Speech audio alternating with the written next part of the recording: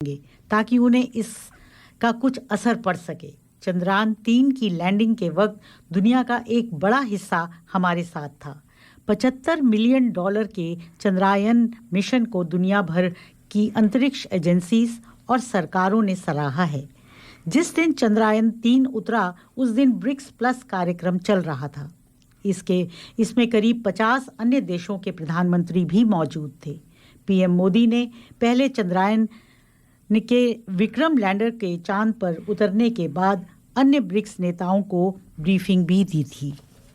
भारत अपनी पहली rocket launching के करीब 6 दशक बाद चंद्रयान-3 मिशन की सफलता के साथ दुनिया में स्पेस पावर बन गया है। भारतीय स्पेस रिकॉर्ड ऑर्गेनाइजेशन इसरो की वजह से भारत अब स्पेस रिसर्च और टेक्नोलॉजी के क्षेत्र में मजबूत स्थिति में है। इसकी सफलता के बीच अब एक्सपर्ट्स का कहना है कि वो समय आ गया है कि देश स्पेस पॉलिसी पर राष्ट्रीय रणनीतिक दृष्टिकोण लेकर आए।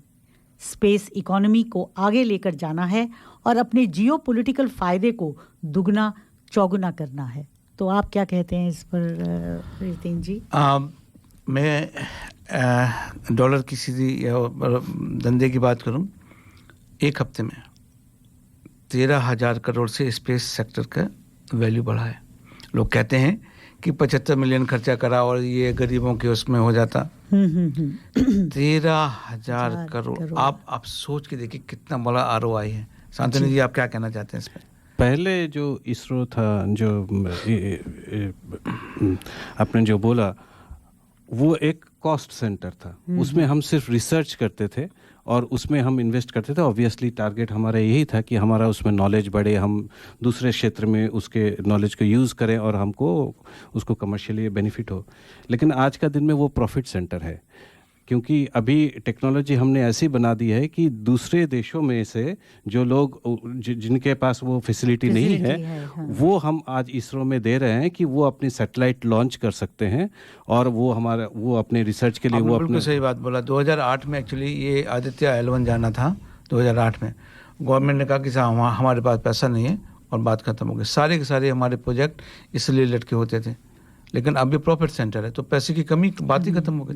जी। अब 13,000 करोड़ बहुत रुपया होता है। अभी वहाँ से रेवेन्यू आ रहा है, तो वो एक इनकम का जरिया बन गया। बिल्कुल, बहुत बड़ी इनकम का जरिया हो गया। और उससे जो टैलेंट भी आएगा, पैसा आएगा, टैलेंट आएगा। दुनिया भर का टैलेंट अभी भारत में आके जॉब करेगा। वो यही कह रहे हैं कि अब भारत एलीट ग्रुप में शामिल हो गया है, जिनके स्पेस क्राफ्ट चांद की सतह पर सॉफ्ट लैंडिंग कर चुके हैं। भारत से पहले अमेरिका, यूएसएसआर और चीन ऐसा कर चुके हैं। चांद के साउथ पोल पर पहुंचने वाला भारत दुनिया का एकमात्र देश है। अमेरिका में एरिजोना स्टेट की Thunderbird school of global management में स्पेस पॉलिसी की प्रोफेसर नम्रता गोस्वामी ने एनडीटीवी को इस बारे में बताया और कहा कि भारत के चंद्रयान-3 मिशन की कामयाबी दुनिया को एक मैसेज देती है कि भारत अब एक स्पेस पावर के रूप में मैच्योर हो चुका है और यह धारणा भी बदल चुकी है कि भारत के लिए रूस तथाकथित मददगार था। जी, तो थैंक यू पूनम जी। अभी हम थोड़ा सा ब्रेक लेते हैं, फिर हम बाकी टॉपिक्स एक छोटे से ब्रेक के बाद कंटिन्यू करेंगे। Are you looking for personal or business tax or self-managed super fund account and audit, formation of association, company or trust, cloud accounting with payroll solution with fixed prices? Mention Darpan Radio and get your first visit without any charge. Please contact Forbes Accounting on 8095-9405. That's 8095-9405. Or visit our website www.fabc.com.au. Our address is Suite 1, 168 Burwood Road, Burwood. Forbes Accounting and Business Consultants are proud sponsors of Darpan Radio.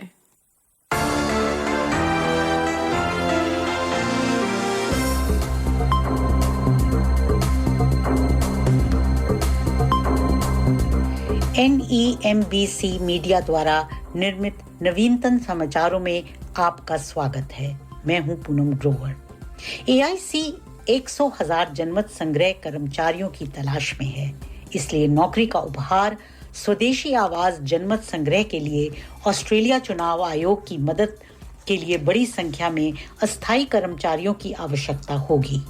आयोग ने कहा कि जनमत संग्रह के लिए 100,000 अस्थायी कर्मचारियों की तलाश कर रहा है, जो 14 अक्टूबर को देश भर में आयोजित किया जाएगा। जनमत संग्रह पर लगभग $450 मिलियन खर्च होने की उम्मीद है, जो कि संघीय चुनाव के बराबर है। आयोग द्वारा पहचाने गए क्षेत्र जहां श्रमिकों की सबसे अधिक आवश्यकता होगी, उनमें एनएसडब्ल्यू के डबो, आर्मीडेल स्कोन और टैमवर्थ शामिल हैं। माउंट ईसा, गुंडीविंडी और वैपा के क्वींसलैंड शहरों में मांग अधिक है। चुनाव आयुक्त टॉम रॉजर्स ने कहा कि जनमत संग्रह में काम करना लोगों के बायोडाटा के लिए एक मूल्यवान अनुभव होगा, साथ ही अतिरिक्त पैसे कमाने का एक अच्छा तरीका भी होगा।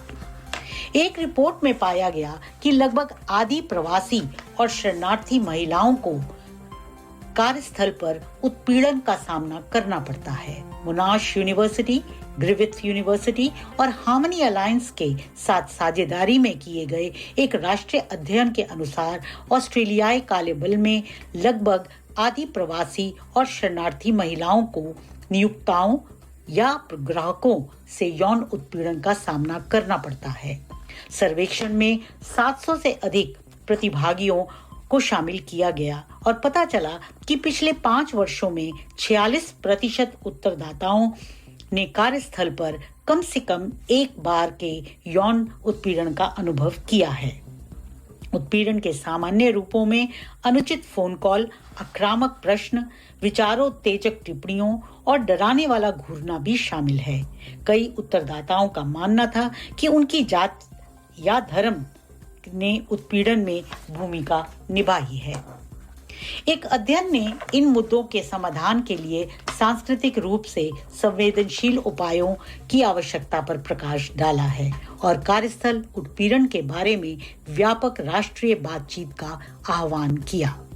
नए आंकड़ों से पता चलता है कि ऑस्ट्रेलियाई लोग लंबे समय के तक काम करने के बाद सेवानिवृत्त हो रहे हैं और हजारों लोग क्वींसलैंड की ओर जा रहे हैं। ऑस्ट्रेलियाई सांख्यिकी ब्यूरो ने नए डाटा से पता चलता है कि ऑस्ट्रेलियाई लोग देर से सेवानिवृत्त हो रहे हैं और अपने वरिष्ठ वर्षों के लिए क्वींसलैंड को अपनी पसंद के गंतव्य के रूप में चुन रहे हैं।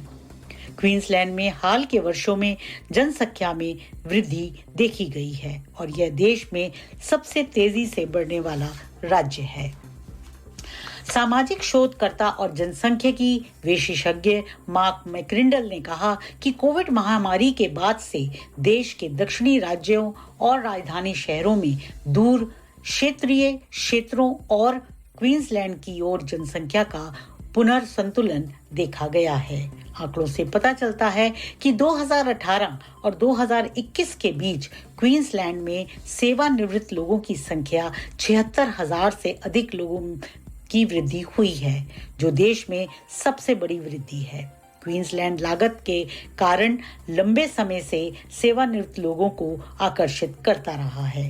हालांकि यह भी पता चला है कि न केवल सेवानिवृत्त लोगों की संख्या बढ़ रही है, बल्कि कई लोग जीवन में रिटायरमेंट से पहले ही वहां जाकर बस रहे हैं, जिससे राज्य में दीर्घायु उछाल शुरू हो गया है। अगली बार अधिक समाचारों के लिए कृपया हमसे जुड़ें। ये समाचार आपके लिए राष्ट्रीय जाति और बहुसांस्कृतिक प्रसारक द्वारा लाए गए हैं। हिंदी में इसे पूनम ग्रोवर ने पेश किया। धन्यवाद।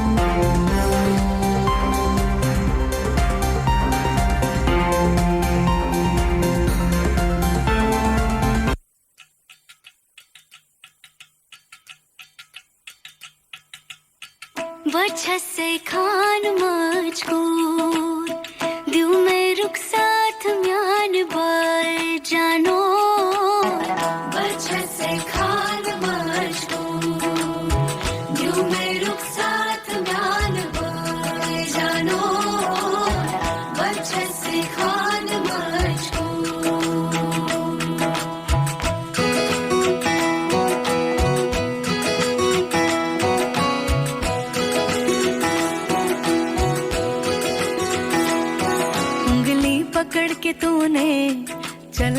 सिखाया था ना, दहलीज ऊंची है ये पार करा दे। बाबा मैं तेरी मलिका, टुकड़ा हूँ तेरे दिल का, एक बार फिर से दहलीज पार करा दे।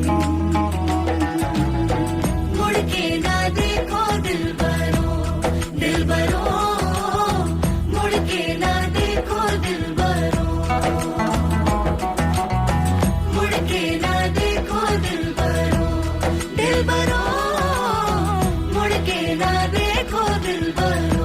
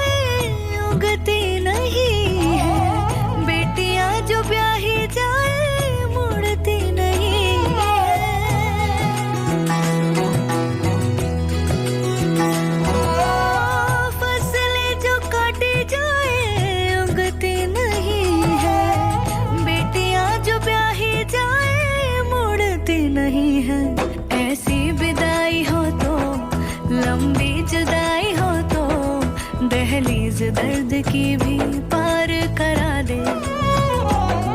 बाबा मैं तेरी मलिका, टुकड़ा हूँ तेरे दिल का, एक बार फिर से दहलीज पार करा दे। मुड़ के ना देखो दिलबरो, दिलबरो, मुड़ के ना देखो दिलबरो, मुड़ के ना देखो दिलबरो, दिलबरो, मुड़ के ना देखो दिलबरो। श्रोताओं, हमारे साथ में रेखा राजवंशी जी हैं। रेखा जी, इस प्रोग्राम में आपका बहुत बहुत स्वागत है। बहुत बहुत धन्यवाद यतीन जी, और सबको मेरा नमस्ते। रेखा जी, आप भी एक बहुत बड़ा प्रोग्राम कर रही हैं हिंदी दिवस पे, हमारे श्रोताओं को बताइए उसके बारे में। अरे दर्पण का प्रोग्राम है, मैं तो कहूँगी दर्पण और नासा आप और हम सब मिलके कर रहे हैं, और बल्कि सभी संस्थाएं साथ जुड़े, बहुत ही अच्छी बात है। और ये कार्यक्रम होने वाला है 24 अक्टूबर को। जैसा कि सबको पता होगा 24 सितंबर को, 24th of September। तो जैसा सबको पता ही होगा कि हिंदी दिवस सितंबर में मनाया जाता है, और पूरी दुनिया में जहाँ जहाँ भारतीय हैं, जहाँ जहाँ हिंदी भाषी हैं, हिंदी का ये कार्यक्रम मनाते हैं। और मेरे ख्याल से तो हर लैंग्वेज सेलिब्रेट होनी चाहिए। क्या कहते हैं आप यतीन जी? या मैं रेखा जी इसके बारे में एक बात कहना चाहता हूँ। मैं अकाउंटेंट हूँ, मैं बार बार अपनी अकाउंटिंग को लेके आ जाता हूँ जहाँ पर नहीं भी जरूरत होती है। तो मैं इसको स्किल मानता हूँ रेखा जी अभी, क्योंकि अगर किसी भी कंपनी को भारत में एक्सपेंड करना है, भारत में जाना है, तो उसको वहाँ की भाषा और कल्चर के बारे में जानना मस्ट है, अगर वाकई में पूरी पोटेंशियल से सक्सेसफुल होना है। चाहे वो एप्पल है या कोई भी है, आपको उसकी भाषा में, क्योंकि आपको अपना प्रोडक्ट और सर्विस बेचना होगा, तो उन लोगों को बेचना होगा जो वो बात आपकी समझ पाए। तो अगर हम, रेखा जी, एक आपसे अनुरोध है कि आप इस तरीके से इसको लें कि जो हिंदी भाषी नहीं है, जो ऑस्ट्रेलियन है, उनको आप ऐसी एक अपॉर्चुनिटी दें, एक कैप्सूल की तरीके से, कि इतना वो अगर सीख लेते हैं तो भारत में जाके कम से कम वो कम्युनिकेट कर सकते हैं, थोड़ा बहुत समझ सकते हैं, वहाँ पे रेलवे का टिकट खरीद सकते हैं, खाना खरीद सकते हैं आम आदमी के तरीके से, और साथ साथ में वहाँ के लोगों से जुड़ सकते हैं। तो उससे जब जुड़ने का कुछ एक धागा आप कम से कम दे सकते हैं। नहीं, ठीक कह रहे हैं आप यतीन जी। पहले मैंने हिंदी पढ़ाई है नॉन हिंदी स्पीकिंग एडल्ट्स को, जो ऑस्ट्रेलियन लोगों को यूनिवर्सिटी ऑफ सिडनी में, पैरामेटा कॉलेज में। तो यही एक उनकी सबसे बड़ी रिक्वायरमेंट है कि वो जब भारत जाएं तो कैसे बातचीत कर सके कैसे आम लोगों से थोड़ा बहुत जो उनको डायरेक्शंस चाहिए वो पूछ सके, रेस्टोरेंट जाएं तो कैसे खाना ऑर्डर कर सके, एयर टिकट कैसे बुक कर सके। तो बिल्कुल आपने ठीक कहा, हिंदी जो भारत एक शक्ति बनता जा रहा है, आर्थिक शक्ति, और पिछले 10 सालों में बिल्कुल सिनेरियो बदल गया है वहाँ का, और लोग इन्वेस्ट करना चाह रहे हैं। और मेरा तो एक स्टूडेंट था, मैं आपको बताऊं, जो कि गोवा में रिजॉर्ट चलाता था और अंग्रेज था जी। तो वो हिंदी इसीलिए सीख रहा था कि उसको लगता था कि अपने कर्मचारियों से बातचीत कर पाए। जी जी। यहाँ पे भी मैंने सुना कि एक दो ऑस्ट्रेलियन गोरे हैं, आप कह सकते हो, वो हिंदी समझते हैं और चाय पकौड़ा बेचते हैं यहाँ पे। जी जी जी, बिल्कुल, क्या बात है। मैं भी जाने वाला हूँ उनके पास में खुद एक्सपीरियंस करने के लिए। तो देखा जी, प्रोग्राम पे हम वापस आ जाते हैं। प्रोग्राम में क्या क्या करने वाली हैं आप, कहाँ पे होगा, कितने बजे शुरू होगा, कुछ खाने पीने की भी व्यवस्था है, चाय पानी की या नहीं है? देखिए, आपने जो जो कहा है हमने सब किया है, जो जो हमारे लोगों को पसंद है हम लोग हमेशा वही करते हैं। मैं ये अपने श्रोताओं से यही कहना चाहती हूँ, आए और अनुभव करें। तो ये 24 सितंबर को कासल हिल में जो पायोनियर थिएटर के से एडजेसेंट रूम है, ट्रिब्यूट रूम जिसे कहते हैं, तो वहां पर हम 2 बजे से 5 बजे तक ये कार्यक्रम करेंगे। और हर साल हम हिंदी दिवस मनाते हैं। तो बेसिकली अगर कोई लंच पे भी कहीं पे जा रहा है वो भी आ सकता है, जिसको डिनर पे जाना है वो भी आ सकता है। हम चाय पिलाएंगे गर्मा गर्म। जी जी, जी। और यतीन जी नाश्ता करवाएंगे। जी जी जी। तो ये एक सबसे बड़ी बात है। और उससे ज्यादा अच्छी बात ये है कि 10 वहां पर स्टोरी टेलिंग यानी कथा वाचन प्रतियोगिता है, जो कि मोनोलॉग या एकल अभिनय के माध्यम से हमने पिछले 2 सालों से ये शुरू किया हुआ है। क्योंकि कविता का तो हम लोग बहुत करते रहते हैं, लेकिन अब ये यहाँ पर अपनी कहानियां सुनाने का मौका इस कार्यक्रम में देना शुरू किया है हम लोगों ने। तो आप एकल अभिनय करें, किस्सा गोई करें, दास्तान गोई करें, अपनी कहानी लोगों तक पहुंचाएं 5 से 6 मिनट के अंदर। अच्छा। और सिर्फ पहली 10 एंट्रीज हम एक्सेप्ट करेंगे। अच्छा, तो अभी एंट्री आप तक पहुंचाने के लिए समय है या आपने डेट क्लोज कर दी है? नहीं, अभी हम 20 सितंबर तक ले रहे हैं जी। और बहुत अच्छा रहेगा कि आप आए। और तौफीक भी वहां पर एक स्पेशल परफॉर्मेंस करेंगे अपनी। आपको पता ही होगा कि वो बहुत अच्छे एक एक्टर हैं। और साथ के साथ तो बहुत अच्छे हैं जी, वो अपनी एक परफॉर्मेंस करेंगे, उसको भी देखें आके, अपनी भाषा में बोले, मुस्कुराएं, खुश हो, गाएं, सुने। अच्छा, तो इसमें रेखा जी प्रोग्राम पे वापस आते हैं दोबारा से कि जो एंट्री है वो कैसे आप तक पहुंचाई जाए? क्या आपका ईमेल, फोन आपको अगर पहुंचा दें तो हम तक पहुंच जाएंगी, और नहीं तो मुझे करना चाहें तो आप अपनी एंट्री भेजें 0403116301। और दर्पण में हम ये फ्लायर दोबारा आज शेयर कर देते हैं जी। अच्छा, जो मान लो किसी को भेजना है तो वो हो सकता है ईमेल भी भेजना चाहे तो ईमेल शेयर करना चाहेंगे अपना? जी जी, इलासा ILASA INC @gmail.com। अच्छा, और इसमें जो आप विजेता भी घोषित करेंगी? जी, पहले 3 पुरस्कार होंगे जी। और पिछले साल के भी कुछ लोगों की ट्रॉफीज रखी हैं। अगर वो लोग भी आएंगे तो हम उनको उनकी अमानत सुपुर्द कर देंगे। और इसमें 3 पुरस्कार होंगे, फर्स्ट, सेकंड, थर्ड। और इसके साथ ही उनको दर्पण रेडियो अवसर देगा कि वो रेडियो पर भी सुनाएं। जी, तो हम तीनों विजेताओं को रेखा जी दर्पण रेडियो में बुलाएंगे और वो लाइव फिर अपनी कहानी को, उसी कहानी को या कोई और भी कहानी को, नहीं, उसी को सुनाएं। बहुत अच्छा रहेगा, बहुत अच्छा पुरस्कार जीती हुई कहानी होगी। बिल्कुल बिल्कुल, मैं तो यही कहूँगा। और उस पे दर्पण रेडियो उनको अपने स्टूडियो में बुलाएगा। रेखा जी को उसी दिन बगल में ही आर्टिजन हाउस भी है, तो उसका भी आनंद उठाएं। जी, शॉपिंग करने के लिए। जी जी जी। रेखा जी, कुछ और हमारे श्रोताओं को आप कहना चाहती हैं? बिल्कुल, 4 टिकट फ्री दीजिए ना।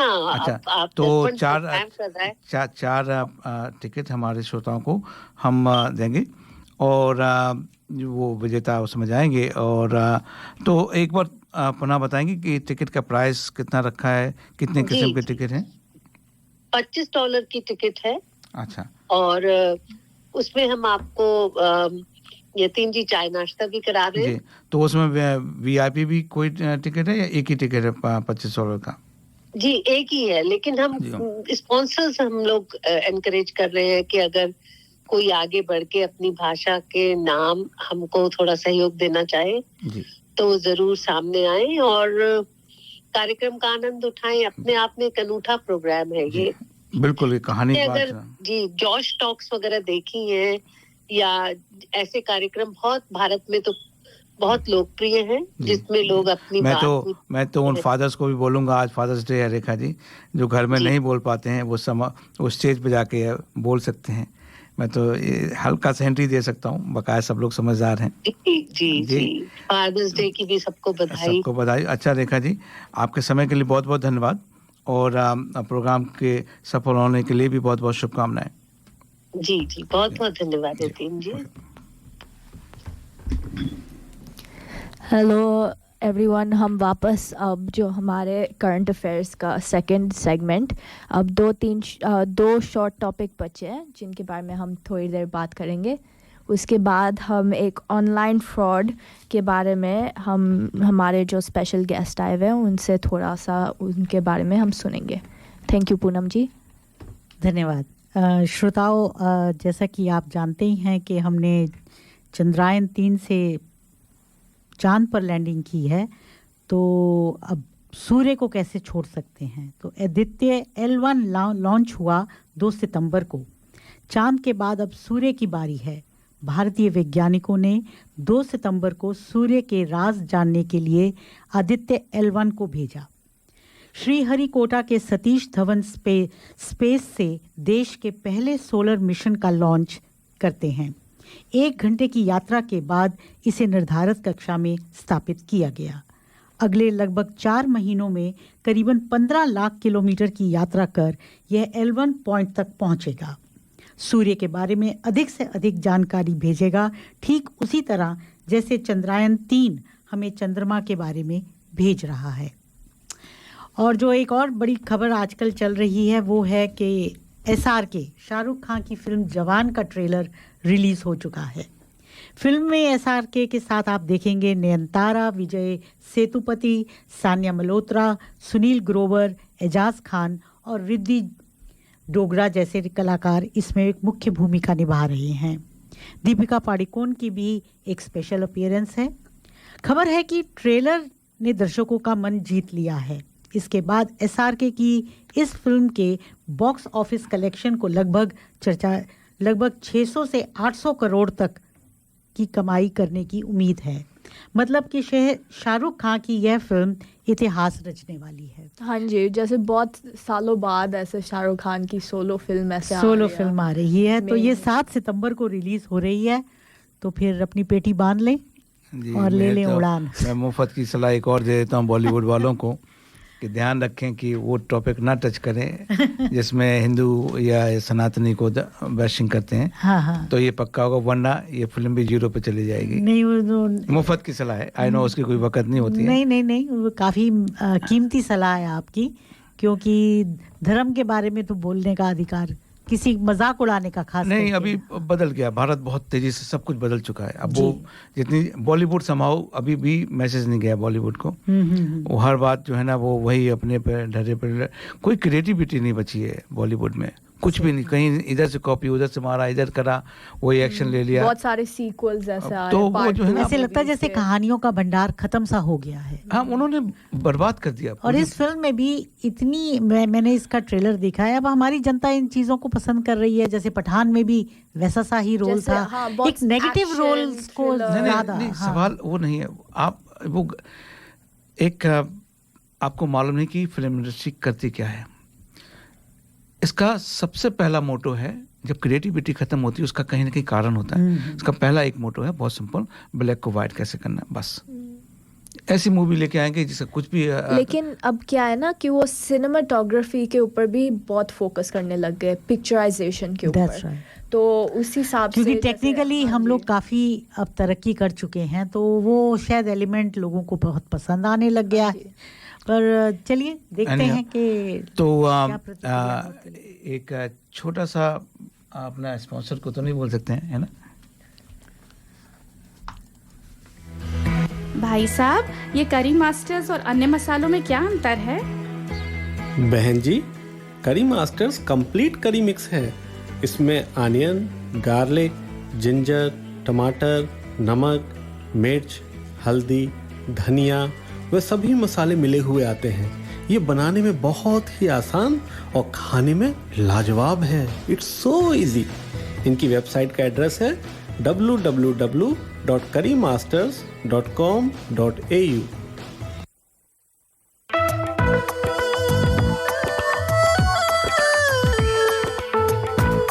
You can listen to community announcements and sponsorships on our website, darpanradio.org.au। आप हमारी सामाजिक सूचनाएं और स्पॉन्सर्स के संदेश हमारे वेबसाइट darpanradio.org.au पर देख सकते हैं। Hello everyone. तो हम अब शांतनु जी से बात करेंगे जो हमारे यहाँ स्पेशलाइजेशन करते हैं ऑनलाइन फ्रॉड में। तो ये हमारे बहुत स्पेशल गेस्ट आज बुला रखे हैं, तो हम थोड़ी देर इनसे बात करते हैं। हेलो शांतनु जी। नमस्कार, धन्यवाद मेरे को स्टूडियो पे बुलाने के लिए। मैं इस फील्ड में एक्सपर्ट तो नहीं हूँ, पर मेरी काफ़ी रुचि है इसमें, और सबसे ज़्यादा मैं इस पे इसलिए फोकस करना चाहता हूँ आज, क्योंकि इतने सारे गवर्नमेंट जो हमारे यहाँ पर सरकार कोशिश कर रही है, उसके बावजूद आज के दिन में भी बहुत ज़्यादा ऑनलाइन फ्रॉड्स होते हैं, स्कैम होते हैं। तो मेरा मानना है कि लोगों को और ज़्यादा जानकारी मिलनी चाहिए। शांतनु जी, आप अपने बारे में भी थोड़ा बताइए हमारे श्रोताओं को।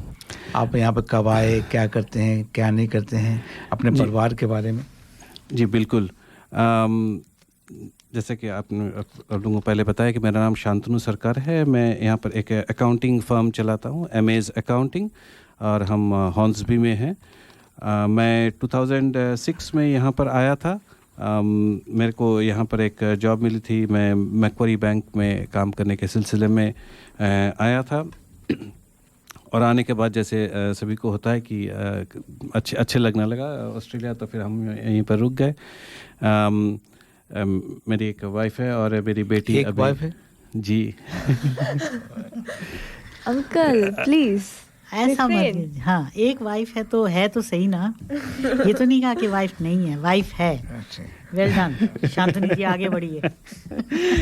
तो मेरे श्रीमती जी अर्ली लर्निंग एजुकेशन में जॉब करती हैं, और मेरी बेटी अभी ईयर 11 में है, हाई स्कूल में।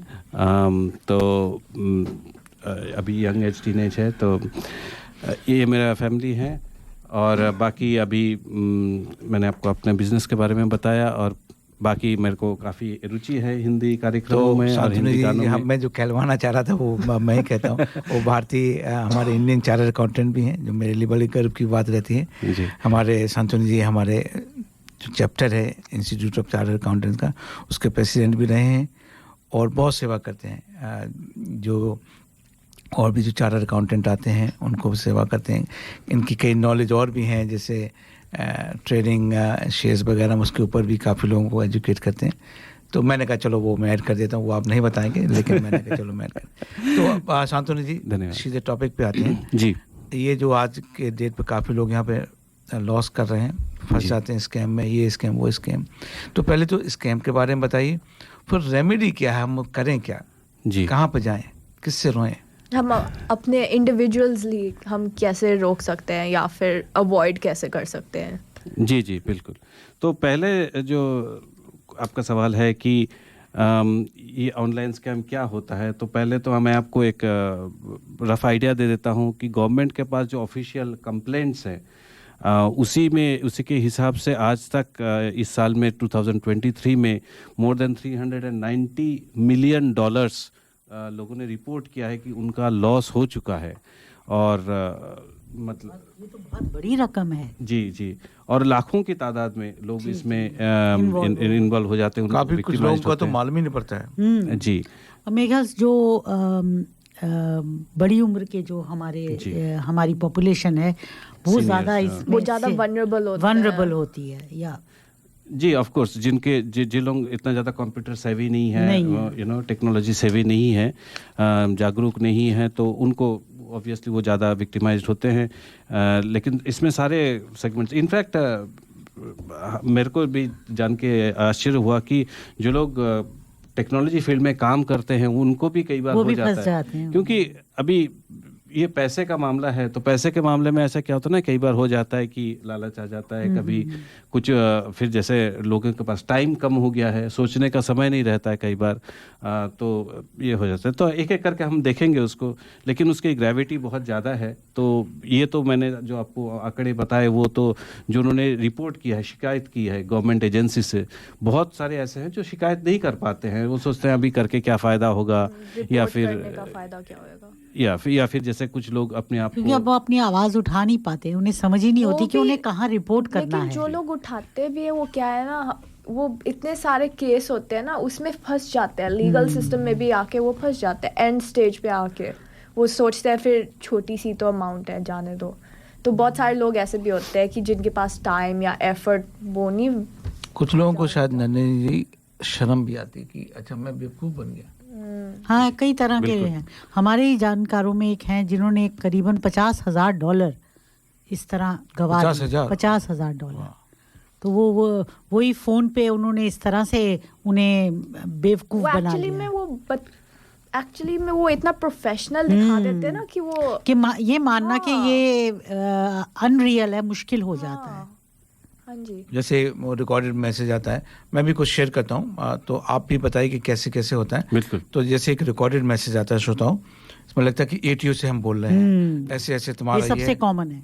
तो आदमी जैसे एटीओ का है, जैसे इमिग्रेशन डिपार्टमेंट से है, आदमी घबरा जाता है, call me back on this number otherwise you will go to jail, ऐसे कुछ को। तो ऐसा कुछ भारत ऑस्ट्रेलिया में नहीं होता है, किसी से कोई डर नहीं, यहाँ पे किसी से डरने की जरूरत है ही नहीं भाई। नहीं, पर वो कहते रहते हैं कि आप ये जो इस तरह के आपको फ़ोन पे मैसेजेस आ रहे हैं, इनकी कोई वैल्यू नहीं होती। हम अगर आपको कांटेक्ट करेंगे तो आप अपनी वेबसाइट से या आपको ईमेल प्रॉपर भेजेंगे, पर उसके बावजूद और भी मेरे तो डेली मेरा काम है, कोई ना कोई मुझे समझता है कि तो एक लेडी का आया, तो लड़की रही हूँ, मतलब लेडी का, तो तुम्हारा एटीयू का ये है, तो मैंने कहा भाई छोड़ो ना, कहीं पहले तो मैं उसको फिर मैंने कहा कि मैं अकाउंटेंट हूँ, यहाँ तक मैंने बोला, तो नहीं समझ में आया कि मैं बोल रही हूँ आपको ये हो रहा है। फिर मैंने जो उसको प्योर गालियाँ दी थी, उसके बाद में फिर वो रुकी। इतने ज़्यादा असर्टिव होते हैं कि मैं समझ सकता हूँ कि जो लोग टेक्निकली नहीं होते, जिसको नहीं मालूम एटीयू का क्या है, उन तो बड़े आसानी से उसमें आ जाए। नहीं, पर ये आपने शायद देखा भी होगा, नेटफ्लिक्स पे एक सीरीज आई थी जमतारा करके।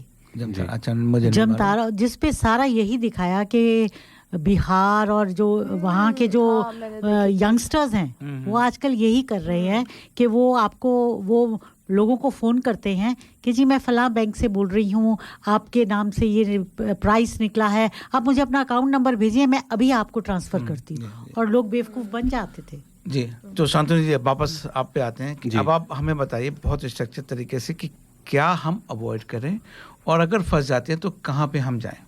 जी बिल्कुल। तो पहला तो ये चीज़, जैसे जतिन जी ने भी बताया कि किस किस तरह के स्कैम होते हैं।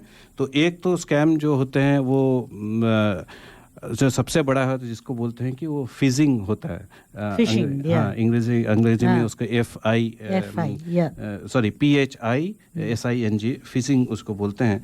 तो उसमें क्या होता है कि एक लिंक आता है आपके पास, अभी वो लिंक आपको ईमेल से भी आ सकता है, आपको टेक्स्ट मैसेज में भी आ सकता है, व्हाट्सएप में भी आ सकता है। उसका पर्पज़ यही होता है कि आप उस लिंक पे क्लिक करें तो आप एक मैलवेयर वेबसाइट में चले जाएंगे, एक फ्रॉडुलेंट वेबसाइट में चले जाएंगे, और फिर वहाँ से आपका सारा जो पर्सनल डाटा है, आपका बैंक अकाउंट डिटेल्स है, यूज़र आईडी, पासवर्ड, ये सब आपसे लेने की कोशिश है। या फिर जैसे आपको ओटीपी जनरेट करके ओटीपी का भी कलेक्शन करने का ये है। इससे और भी नुकसान हो सकते हैं कि आप अगर कंप्यूटर यूज़ कर रहे हैं तो वो आपका कंप्यूटर को भी हैक कर सकते हैं, पूरा एक्सेस मिल जाता है जी उसके।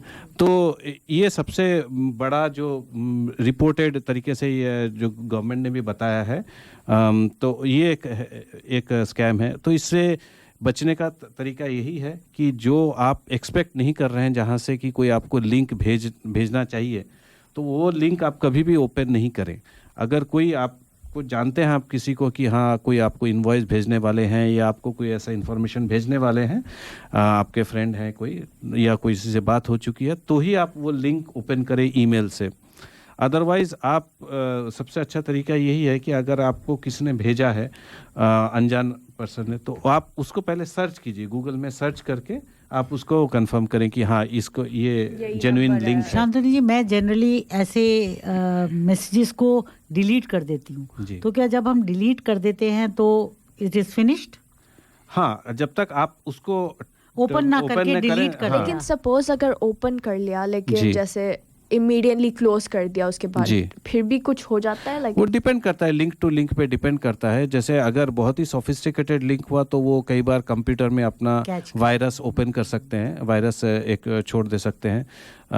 पर आजकल का जैसे जो कंप्यूटर है, खास करके विंडोज़ बेस्ड कंप्यूटर में भी काफ़ी अभी प्रोटेक्शन आ गया है। माइक्रोसॉफ्ट ने काफ़ी अच्छा सॉफ्टवेयर डाल दिए हैं, तो अगर आ भी जाता है तो वो माइक्रोसॉफ्ट का एक डिफेंडर करके प्रोग्राम है, वो उसको फिल्टर कर देते हैं। तो जहाँ तक अभी जो सबसे ज़्यादा खतरा यही होता है कि जहाँ पर आप अपने यूज़र आईडी, पासवर्ड या बैंक अकाउंट के डिटेल्स से लॉगिन, ये सब आप डिटेल्स आप ना, हाँ, या फिर जैसे आप उसके थ्रू से अगर आप कहीं पर लॉगिन कर रहे हैं, जैसे नेट बैंकिंग वगैरह में आप उसके थ्रू से अगर लॉगिन करते हैं तो फिर वो आपको एक्सेस मिल जाता है। फिर या फिर आप क्रेडिट कार्ड का कुछ पेमेंट कर रहे हैं तो वो होता है।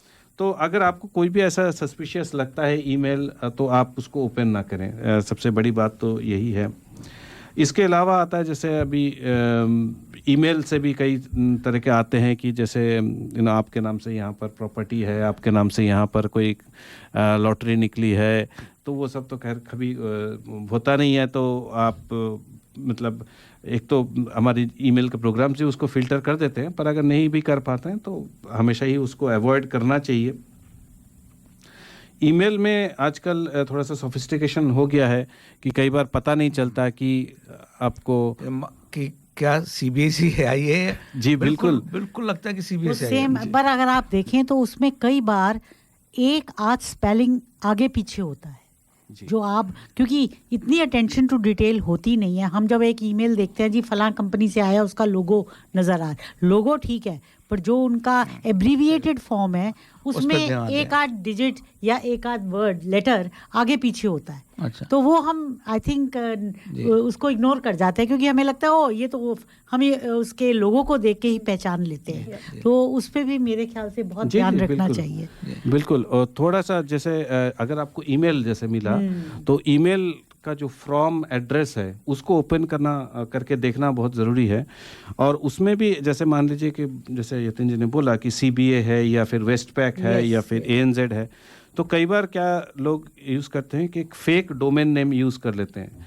अभी डोमेन नेम का एक कंसेप्ट अगर हम एक सेकंड में समझना चाहें तो डोमेन नेम वो होता है जो जहाँ पर जो वेबसाइट की एड्रेस है और जिससे पहले वो जिसके बाद में .com लिखा हुआ रहता है, वो इमीडिएटली जो उसका पहले का वर्ड है, .com से पहले का जो वर्ड है वो सबसे ज़्यादा इम्पोर्टेंट है।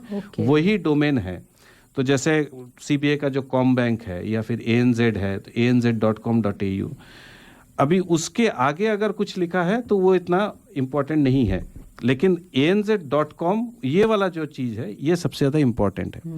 अभी अगर हम इसको फॉलो करेंगे तो कई बार क्या होता है, कुछ लोग स्कैमर्स लोग ऐसा ईमेल आईडी यूज़ करते हैं या ऐसा डोमेन नेम यूज़ करते हैं जैसे ANZ- कुछ और नाम .com.au। तो वो एक फ्रॉडुलेंट हो गया। या फिर जैसे उसमें एक आध और अल्फाबेट्स यूज कर दिया। हाँ, तो हमको जो .com से पहले जो मेन वर्ड है उस पर फोकस करना चाहिए कि वो जेन्युइन है कि नहीं। उसके आगे का पीछे का जो है वो सब डोमेन, पेज या कुछ भी हो सकते हैं। सही। मैं एक और क्वेश्चन पूछना चाहूँगी। जी जी। जैसे ज़्यादातर हमारे फ़ोन हैक हो जाते हैं या फिर हमारा जो फ़ोन नंबर है, जैसे अजीब अजीब फ़ोन कॉल्स आती है, तो उसको हम कैसे देखें कि अगर मेरा फ़ोन हैक हो गया या फिर मेरा नंबर साइबर स्पेस में फ्लोट कर रहा है, तो उसको हम कैसे काउंटर कर सकते हैं? अगर कुछ भी ऐसे हमको जैसे पब्लिक फोरम से वहाँ पर हमको थोड़ा लिमिटेड इंटरेक्शन करना चाहिए, जहाँ पे ज़रूरत नहीं है हम वहाँ पर अपना फ़ोन नंबर नहीं दें या फिर अवॉइड करें ऐसे कोई सोशल मीडिया के लिंक वगैरह में जाने का।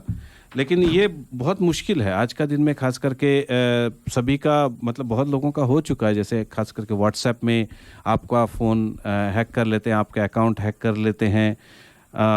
तो इसमें प्रिवेंशन करना थोड़ा सा मुश्किल है, लेकिन अगर सिचुएशन ऐसी होती है तो उसके बाद में क्या करना है मैं आपको थोड़ी देर में बताता हूँ इमीडिएटली आपको क्या करना है। बट जैसे और एक है कि आपका एसएमएस रिलेटेड स्कैम है, उसी तरह का आपको एसएमएस आते हैं कि आपका पार्सल आ जाने वाला है, आपका ऑस्ट्रेलिया पोस्ट में कोई ऐसा आर्टिकल आया है, आप तो ठीक है आया है तो अच्छी बात है। तो अगर आपको पता है तो आप उसको चीज़ को नोटिस कीजिए, लेकिन आपको किसी ने उसमें कोई लिंक भेजा है तो वो लिंक आपको ओपन करने की कोई ज़रूरत नहीं है। लेकिन जैसे और लोगों से कभी कभी वो फ़ोन आपको नहीं पता लगता कि आपका नंबर कैसे ये इन लोगों के पास पहुंच गया। तो जैसे दिन में बहुत सारे कॉल्स आते हैं कि हम यहाँ से कॉल कर रहे हैं या वहाँ से, तो ये नंबर हमारा जैसे पहुंचता कैसे है इन लोगों के पास?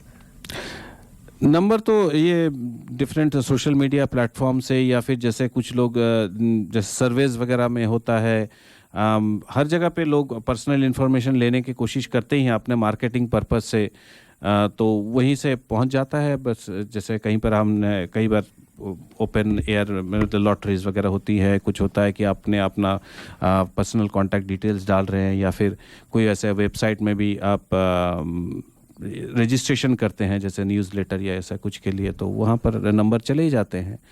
और मज़े की बात यह है कि आजकल इन लोग इतने ज़्यादा सोफिस्टिकेटेड हो गए हैं कि कई बार वो ऑस्ट्रेलिया के बाहर से कॉल करते हैं, लेकिन फिर वो इम्पर्सनेट करके वो ऑस्ट्रेलिया नंबर यूज़ करके वो भेजते हैं। बिल्कुल बिल्कुल। और काफ़ी जो मैं भी अपनी एक दो कहानियाँ सुनाता हूँ, एक तो मैंने ऑलरेडी सुना दी है।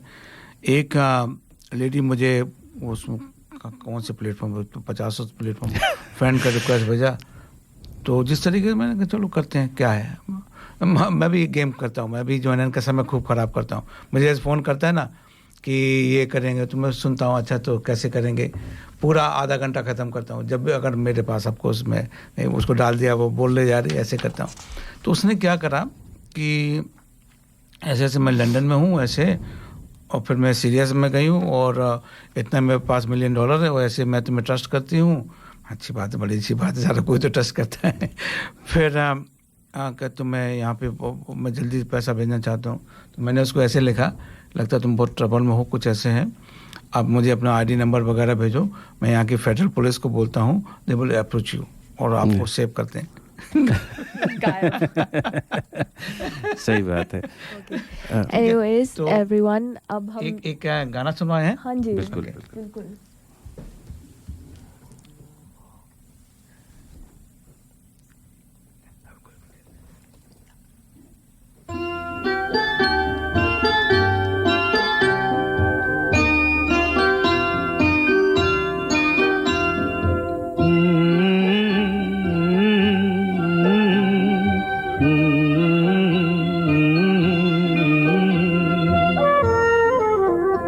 तुझे सूरज कहूँ या चंदा, तुझे दीप कहूँ या तारा, मेरा नाम करेगा रोशन, जग में मेरा राज दुलारा।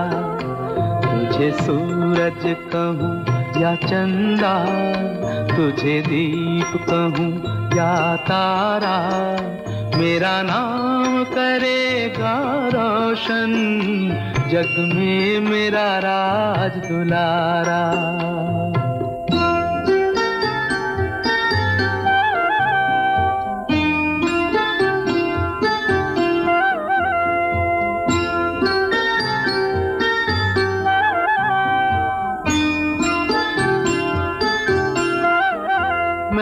कब से तरस रहा था, मेरे आंगन में कोई खेले, नन्ही सी हंसी के बदले मेरी सारी दुनिया ले ले। तेरे संग झूल रहा है मेरी बाहों में जग सारा, मेरा नाम करेगा रोशन, जग में मेरा राज दुलारा। तुझे सूरज कहूँ या चंदा, तुझे दीप कहूँ या तारा, मेरा नाम करेगा रोशन, जग में मेरा राज दुलारा।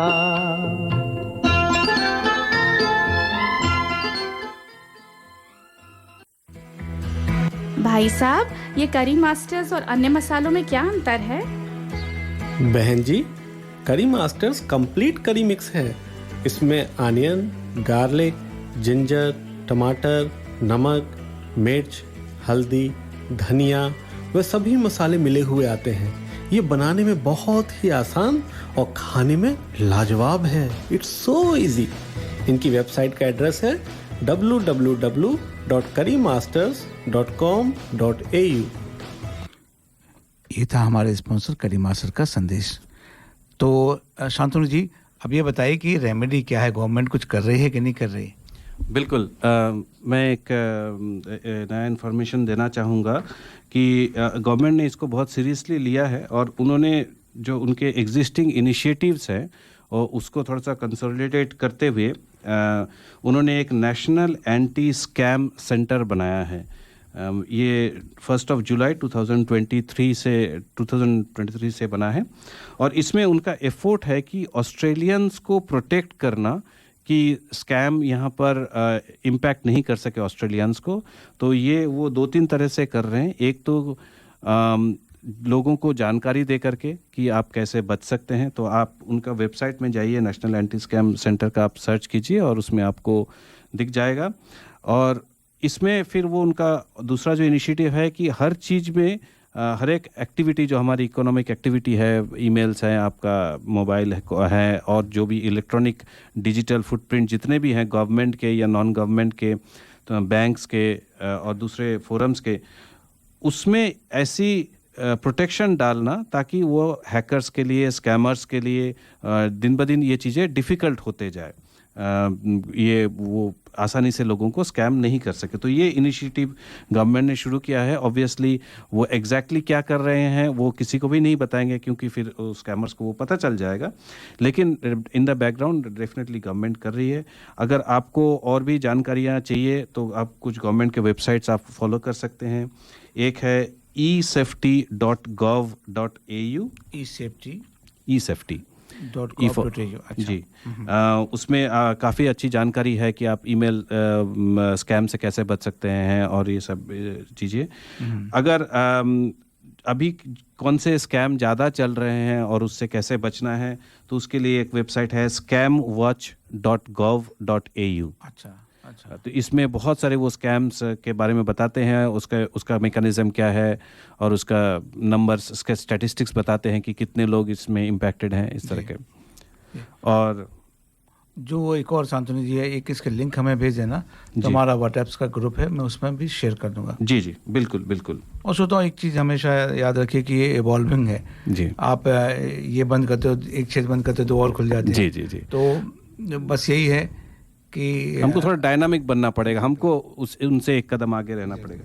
तो मैं आपको 1 मिनट में थोड़ा सा समराइज कर देता हूँ कि अगर अनफॉर्चुनेटली आप विक्टिमाइज्ड हो जाते हैं, अगर आपको किसी ने स्कैम कर दिया है तो फिर आपको क्या करना चाहिए, तो 1 मिनट में आपको बता देता हूँ।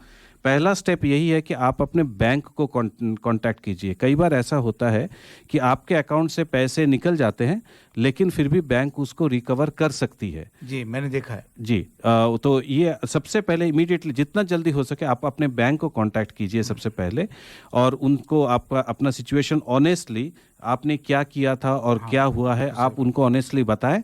हो सकता है इमीडिएटली वो कुछ रेमेडी नहीं कर पाए, लेकिन बाद में कई बार करते हैं। ANZ बैंक का बहुत अच्छा एक प्रोग्राम है, अगर आप उनका क्रेडिट कार्ड यूज़ करते हैं, उसमें कोई स्कैम होता है, उसमें कोई ऐसा अनऑथराइज्ड पेमेंट होता है, तो इमीडिएटली वो पैसे वापस भी कर देते हैं। इनफैक्ट मेरे साथ भी ऐसा पर्सनली हुआ है। इसके अलावा एक गवर्नमेंट की एजेंसी है, उनको आप कॉन्टैक्ट करें, ID Care, अच्छा, या अल्फ़ाबेट IDCARE। उनका फ़ोन नंबर है 1-800-595-160 और उनका वेबसाइट है idcare.org। ये ऑस्ट्रेलिया और न्यूजीलैंड की एक national identity and support service है और उनका मेन पर्पज़ ये है कि डैमेज कंट्रोल करना। आगे अभी बाय चांस आपका हो गया है, आपका पर्सनल आइडेंटिटी शेयर हो चुका है और किसी ने आपको स्कैम कर दिया, तो फर्दर जैसे डैमेज ना हो, उसके आगे और कहीं पर उसका इम्पैक्ट ना हो, उसके लिए वो आपको गाइडेंस देंगे और आपको एक्चुअली हेल्प करेंगे। और मान लीजिए आप बाई चांस अगर अनफॉर्चुनेटली आपको बहुत ज़्यादा नुकसान हुआ है फाइनेंशियल तरीके से, उसको कैसे आप मैनेज करेंगे, तो उसके लिए वो फ्री में आपको एक फाइनेंशियल प्लान भी बना के देते हैं कि बाई चांस अगर आपका कुछ ऐसा हो गया।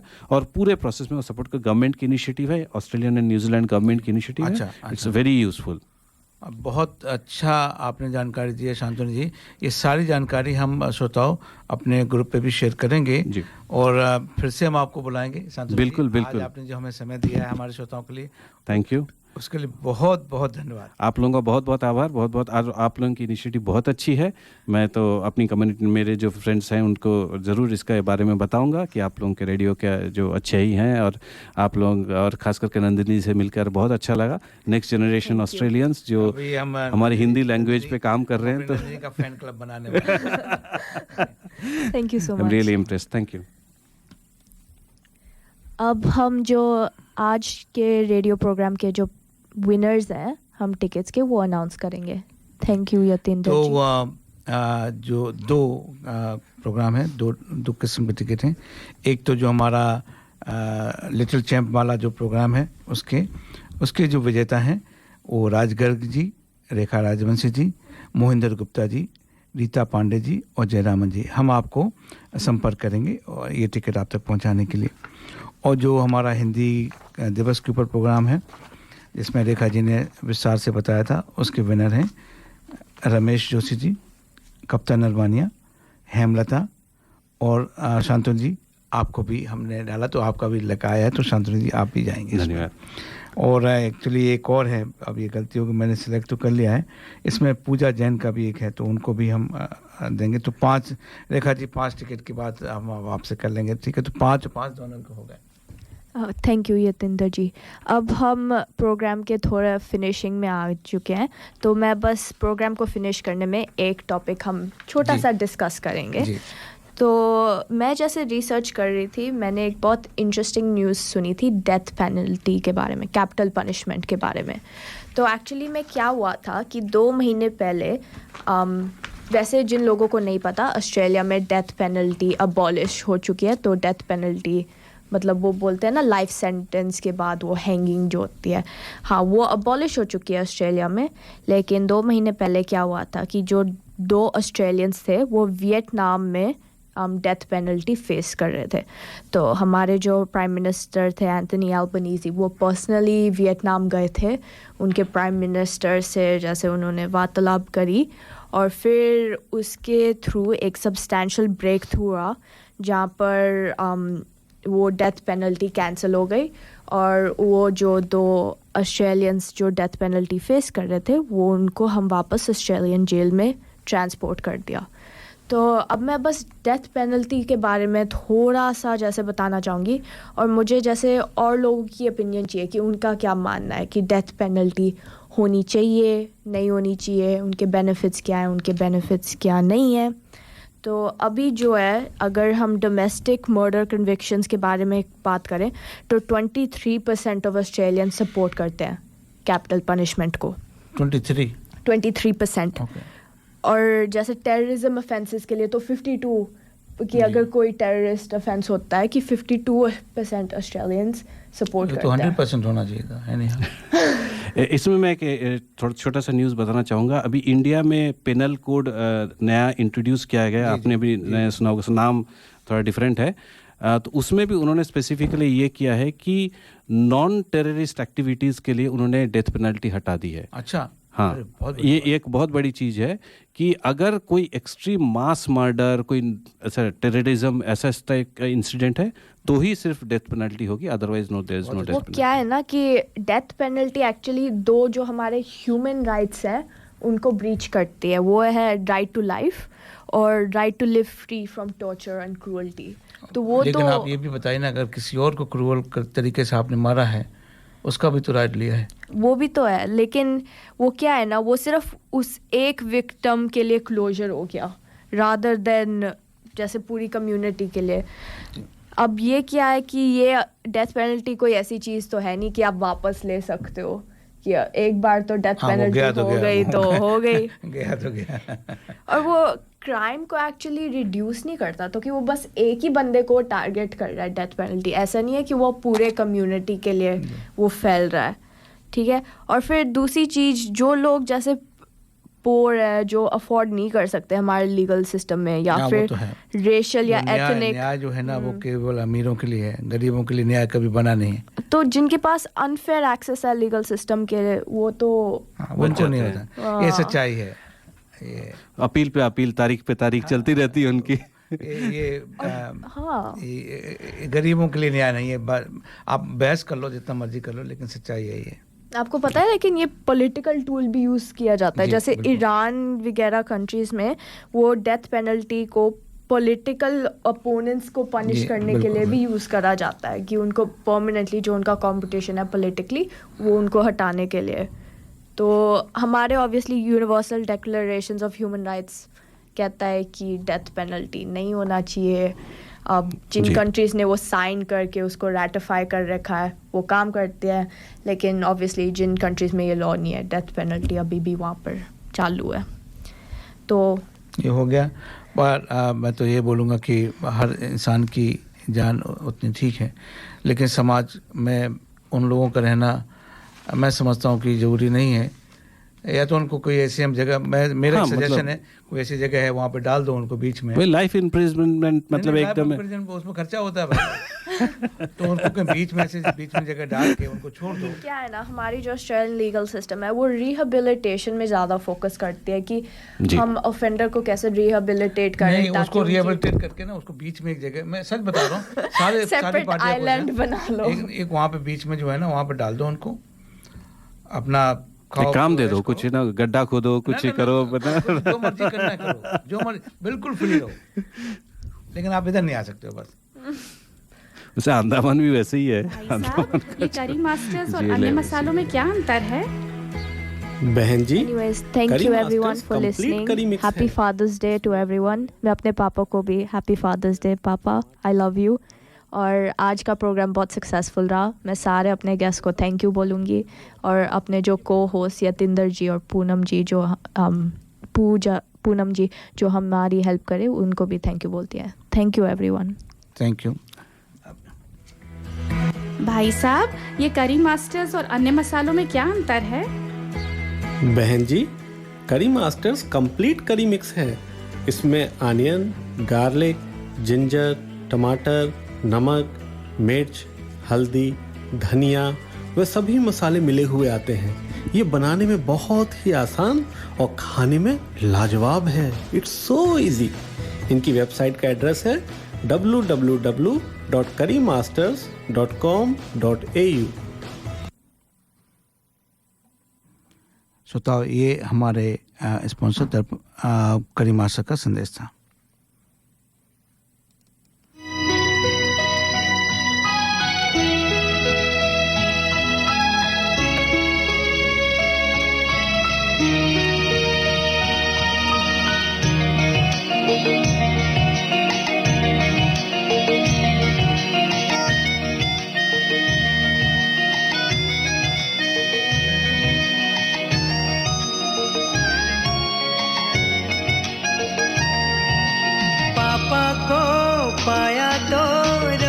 पाया है, पापा को पाया तो पाया है, पापा की छाया में दिल का चैन पाया है, पापा की छाया में दिल का चैन पाया है।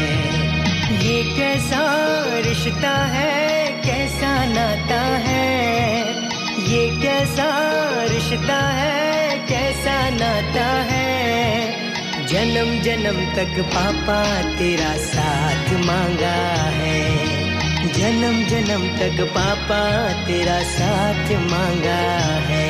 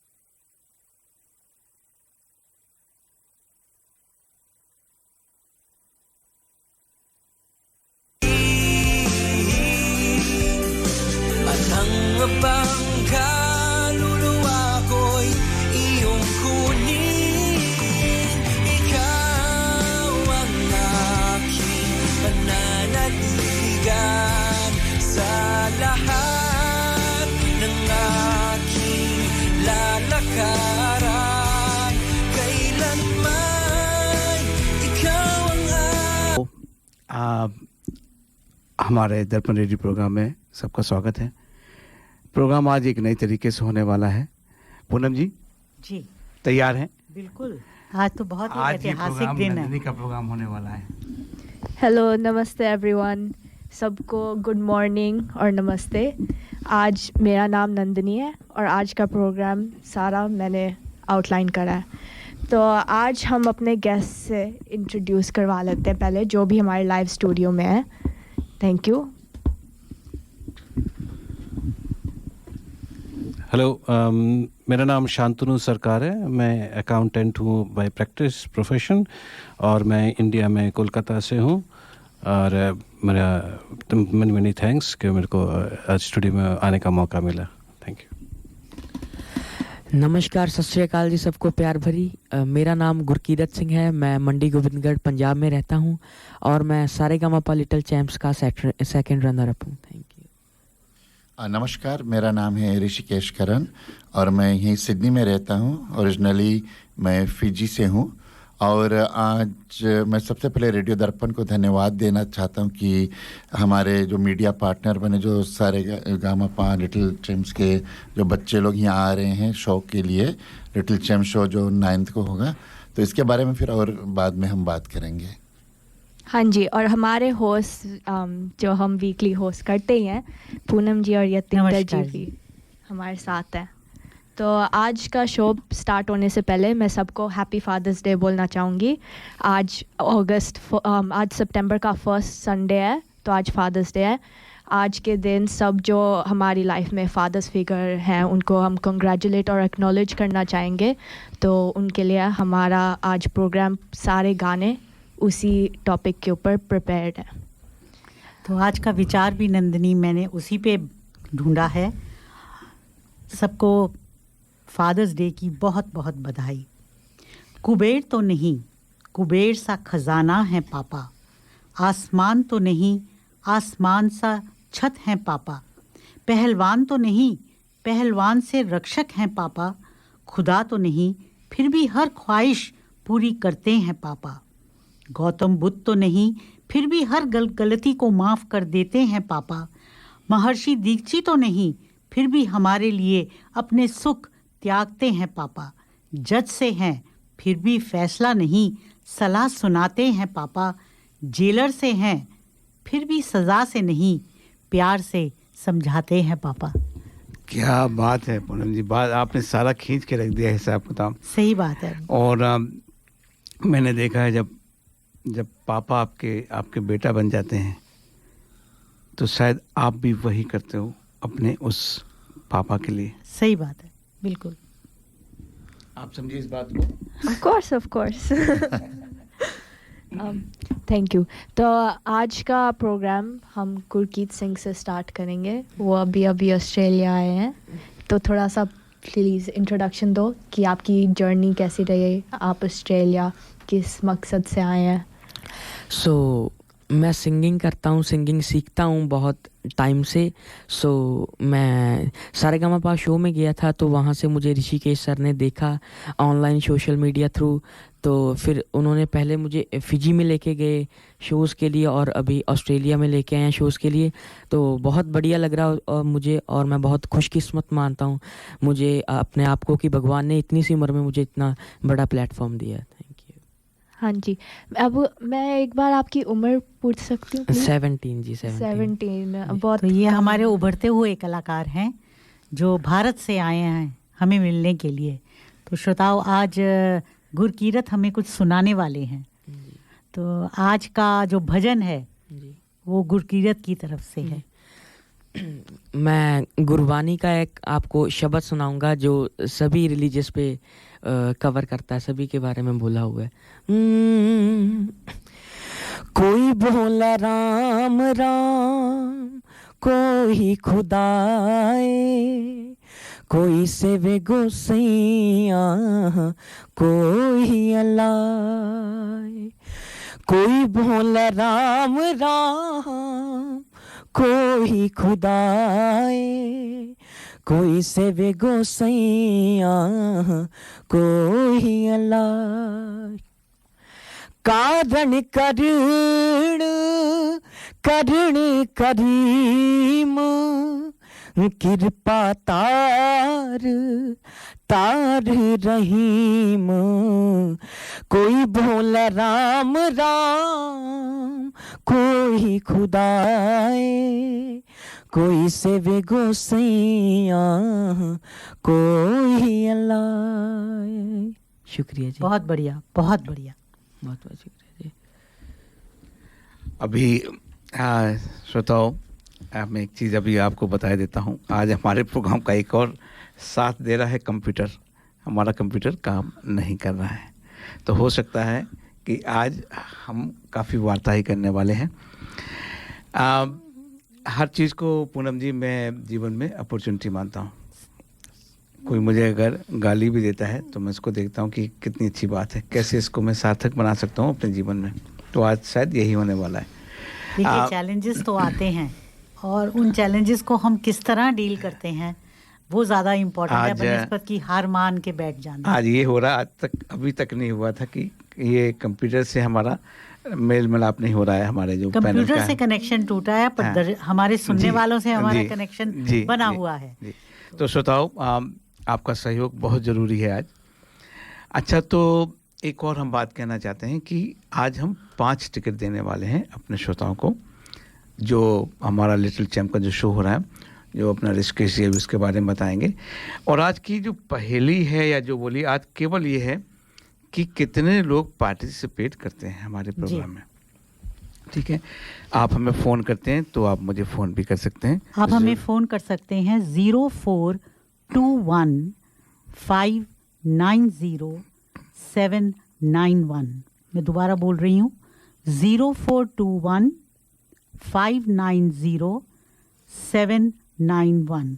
तो श्रोताओं, आप हमसे कांटेक्ट करें और आप कुछ भी बोलना चाहें फादर्स डे के ऊपर या किसी समाचार के ऊपर जो हम पढ़ेंगे थोड़ी देर में, या किसी भी टॉपिक पे आप हमसे बात करें, तो कॉल करने वालों के 5 लोगों को हम ये इनाम देने वाले हैं। हमारे पास हमारा व्हाट्सएप ग्रुप भी है दर्पण रेडियो का, और हमारे पास हमारा फेसबुक पेज भी है, तो उन पे भी अगर आप कमेंट छोड़ेंगे तो हम डेफिनेटली आपको गेट बैक करेंगे उस पे भी।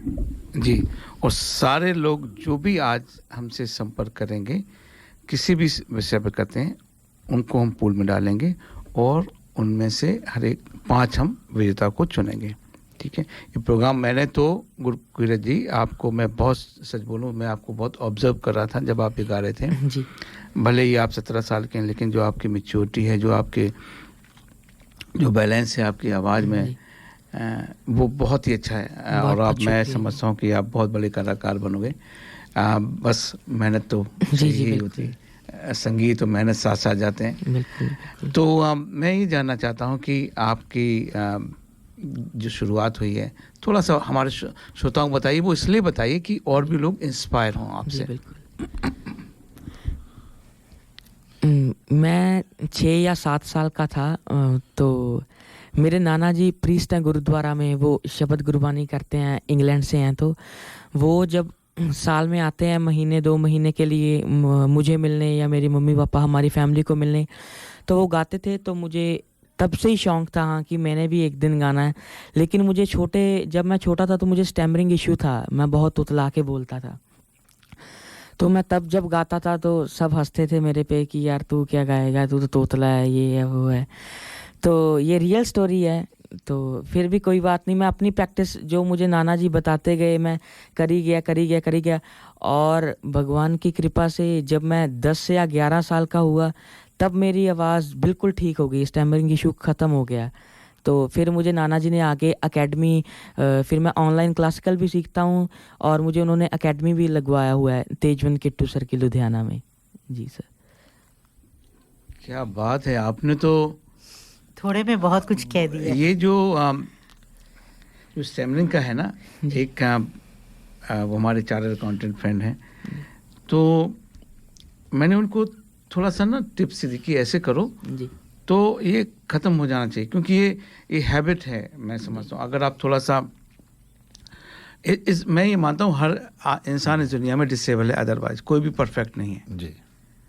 आप उस डिसेबिलिटी को एबिलिटी में कैसे कन्वर्ट करते हो, तो ये बात होती है।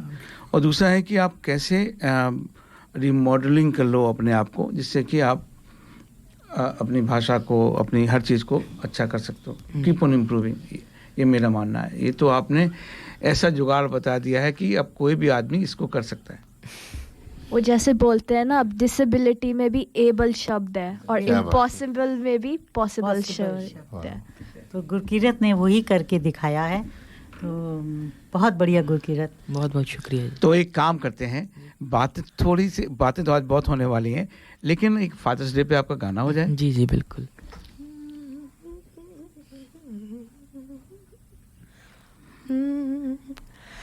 पापा कहते हैं बड़ा नाम करेगा, बेटा हमारा ऐसा काम करेगा, मगर ये तो कोई न जाने कि मेरी मंजिल है कहाँ। पापा कहते हैं बड़ा नाम करेगा, बेटा हमारा ऐसा काम करेगा, मगर ये तो कोई न जाने कि मेरी मंजिल है कहाँ। थैंक यू जी। Thank you. ये सॉन्ग ना एक्चुअली बहुत फेमस हुआ था, अपने आमिर खान ने शायद इसकी, आमिर खान ने गाया था। जी, कौन सी फिल्म? कयामत से। थैंक यू, बहुत बहुत शुक्रिया। सच में बहुत ब्यूटीफुल आवाज है आपकी। बहुत बहुत शुक्रिया जी। और मैं इस पर कुछ कहना चाहता हूँ कि लास्ट ईयर अप्रैल में मैं इंडिया गया था, तो उस समय जो एक प्रोग्राम हुआ था सुपरस्टार सिंगर 2, तो I happen to stay in the same hotel.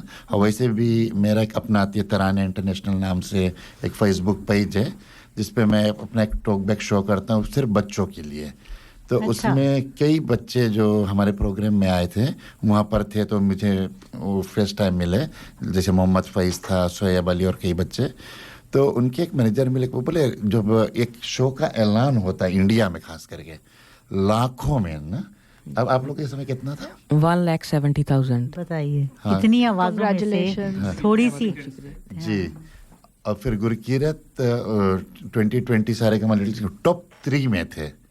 तो अब ये क्या बात है, ये क्रीम है ना, तो उतने में से हमने एक जैसे लाइक निडल इन अ हैशटैग इंग्लिश में बोलते हैं, बिल्कुल सही है, वो है हमारे गुरकीरत। तो जो भी बच्चे वो टॉप करते हैं। तो आप भी बताइए हमें कि आपने ये जो तराना इंटरनेशनल नेटवर्क शुरू किया, ये कैसे शुरू हुआ, इसकी शुरुआत कैसे हुई? जी, ये कोविड और लॉकडाउन की कमाल हम बोल सकते हैं, क्योंकि उस समय हम घर पे रहते थे। जी देखिए ना, ये भी नेगेटिविटी में से पॉजिटिविटी ढूंढ ली हमने। जी, तुम घर पे थे। और सिंगिंग तो मैं नहीं, क्योंकि हम लोग फिजी में उतनी खुशनसीब नहीं कि कोई ऐसा गुरु मिले, लेकिन फिर भी हमारे एक गुरु है जिनका नाम मैं लेना चाहूँगा, श्री सात्विक दास जी, जिन्होंने म्यूजिक के क्षेत्र में फिजी में बहुत काम किया है। और उस दिन वो वहाँ रहेंगे, आप सबसे उनका हम इंट्रोडक्शन भी कराएंगे। तो थोड़ा कुछ मैंने भी सीखा था। फिर मुझे लिसनिंग करते करते और ये फेसबुक पर 1-2 गाने सुने, तो कई बच्चों के गाने ऐसे आ गए। फिर एक दो टॉकबैक शो भी चलता है। तो मुझे ऐसा लगा कि क्योंकि इन बच्चों को जब मैं पर्सनली जानने लगा, और फिर इनकी कहानी, जैसे गुरकीरत की कहानी अभी आपने सुनी, ऐसे हजारों कहानियाँ हैं, हजारों बच्चे की। तो मैंने कहा कि इन कहानी को आप दुनिया के सामने लाकर और अन्य बच्चे, अन्य पेरेंट्स को हम इंस्पायर करें। तो वहीं से शुरू हुआ है तराना इंटरनेशनल नेटवर्क। और फिर हम लोगों ने, जब ये लॉकडाउन खुला, मैं गया, कई लोगों से मिला इंडिया में, और फिर हमने फिर ये स्पॉन्सर्स ढूंढे। बहुत मेहनत लगता है, बहुत भाग दौड़े, लेकिन मुझे खुशनसीबी की लास्ट ईयर हम लोग फिजी में 3 शो किए थे और ऑस्ट्रेलिया में 1 हुआ था। फिर इस बार हमें ब्रिस्बेन में करना था, लेकिन किसी कारणवश, क्योंकि अभी कृष्ण अष्टमी का वो समय था, तो बहुत लोग नहीं मिले। लेकिन सिडनी में तो ज़रूर हो रहा है 9 सितंबर को, रूटी हिल ऑडिटोरियम, विच इज़ इन रूटी हिल हाई स्कूल। और जो लोग टिकट्स ले लिए हैं, थैंक यू। और जो नहीं ले पाए वो www.premiertickets.co पर जाकर ले सकते हैं। और ये बहुत ही, और इसमें जो म्यूजिक रहेगा ना, ये सिडनी का एक बॉलीवुड बैंड है, साज बैंड, अच्छा, उनके द्वारा रहेगा। तो और साइड में इधर स्टॉल्स वगैरह भी लगेंगे खाने पीने का। तो ये एक बात और बताएं कि क्या ये कंपटीशन है या जस्ट प्रेजेंटेशन है? प्रेजेंटिंग टैलेंट ऐसे। हाँ, इट इज अ प्रेजेंटेशन में, प्रेजेंटेशन। जी जी। बट इससे हम फिर अगला स्टेप हो सकता है कि जैसा इसका रिस्पांस मिले तो इसको भी कंपटीशन में कन्वर्ट किया जा सकता है। जी, मेरा ये, क्योंकि अभी तो हम इंटरनेशनली बच्चों को देखें, लेकिन मुझे कई जगह पर मैं जाता हूँ ना, ऑस्ट्रेलिया में भी बच्चों को टैलेंट की कमी नहीं है। और कई पेरेंट्स यहाँ हिंदी स्कूल, म्यूजिक स्कूल में भेजते हैं। मुझे ख्याल से ग्रीन वैली में है, क्वेकर्स हिल, और कई जगह पर है। तो हम यहाँ लोकल बच्चों के लिए एक इसी तरह का कंपटीशन करके, और उनसे हम वीडियो मंगाएंगे, फिर हम लोग, आप लोग सब साथ में बैठेंगे। और ये नहीं कि हम किसी को बाहर कर देंगे, हम सभी को अपॉर्चुनिटी देंगे, सभी बच्चों को सुनेंगे। और फिर उसमें से आगे चल के ये लिटिल चैम्प्स का जो शो है, हम ऑस्ट्रेलिया में भी करना चाहेंगे। तो आप अपना फ़ोन नंबर और वेबसाइट का भी एड्रेस एक बार दोबारा दे दीजिए हमारे श्रोताओं के लिए। जी, मेरा नाम है ऋषिकेश और फ़ोन नंबर है 0438-760-551, 0438-760-551। और इस शो के लिए भी अगर कुछ इंक्वायरीज है किसी के, या टिकट्स की इंक्वायरीज है, तो इसी नंबर पे आप डायल करें। और मेरा ईमेल एड्रेस है tarananetwork@gmail.com।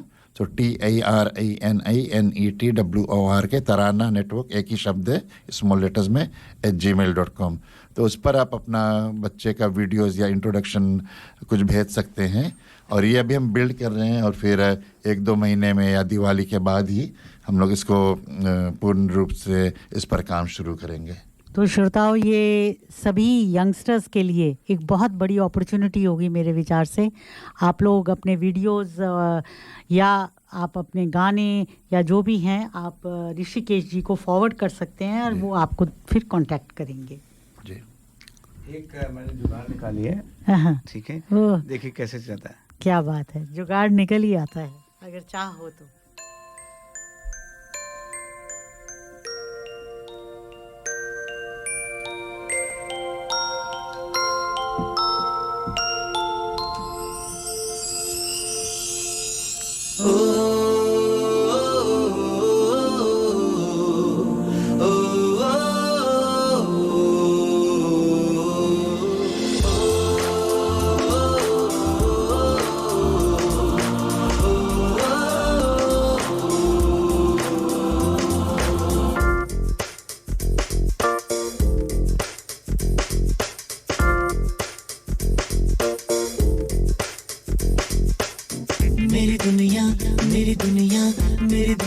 तू ही रे, मेरी खुशियाँ मेरी खुशियाँ मेरी खुशियाँ तू ही रे।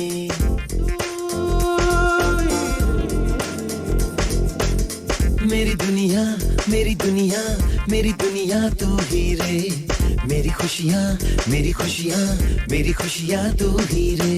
रात दिन तेरे लिए सजदे करूं, दुआएं मांगू रे, मैं यहाँ अपने लिए रब से तेरी भलाएं मांगू रे।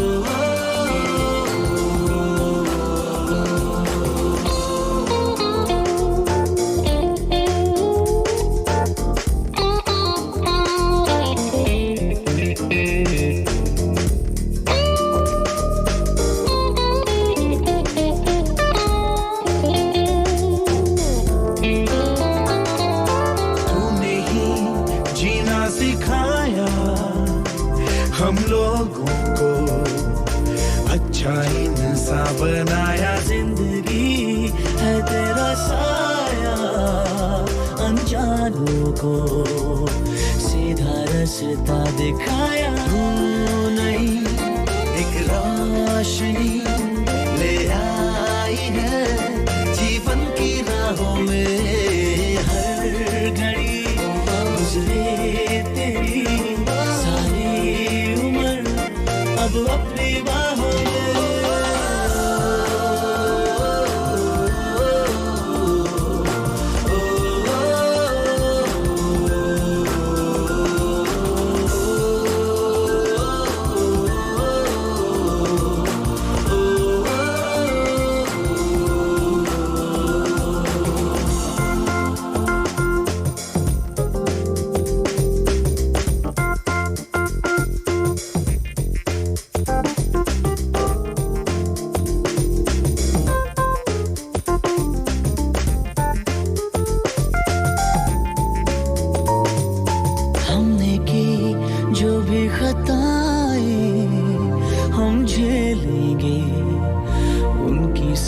सजा भी हमने की, जितनी जफाएं हम उनसे भी अब करेंगे वफा भी।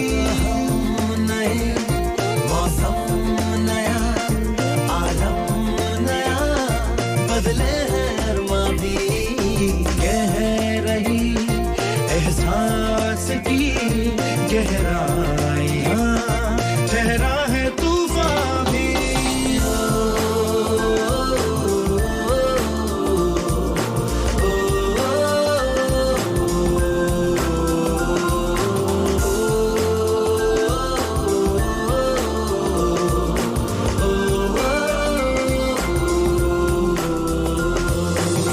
मेरी दुनिया मेरी दुनिया तू ही रे, मेरी खुशियाँ मेरी खुशियाँ। In Australia, if you are looking for a trusted banking partner who can connect you with your dear ones in India, then reach out to State Bank of India in Australia. Visit our website www.sbisyd.com.au for more details on products and services. State Bank of India Sydney is a proud sponsor of Durban Radio. Hello everyone. हमने जो technical difficulty counting करी थी वो हमारे यतीन जी ने बिल्कुल पूरे होश के साथ सॉल्व कर दी. Thank you so much. Well, it's your luck. I don't want to say anything. It was disaster. इससे प्रूव होता है जब आप कुछ करना चाहें तो उसका कोई ना कोई रास्ता निकल. जी बिल्कुल सही बात बोले. Anyhow, Nandini, here you go. हाँ जी, तो हम 2-3 क्वेश्चंस और पूछेंगे गुरकीत सिंह से.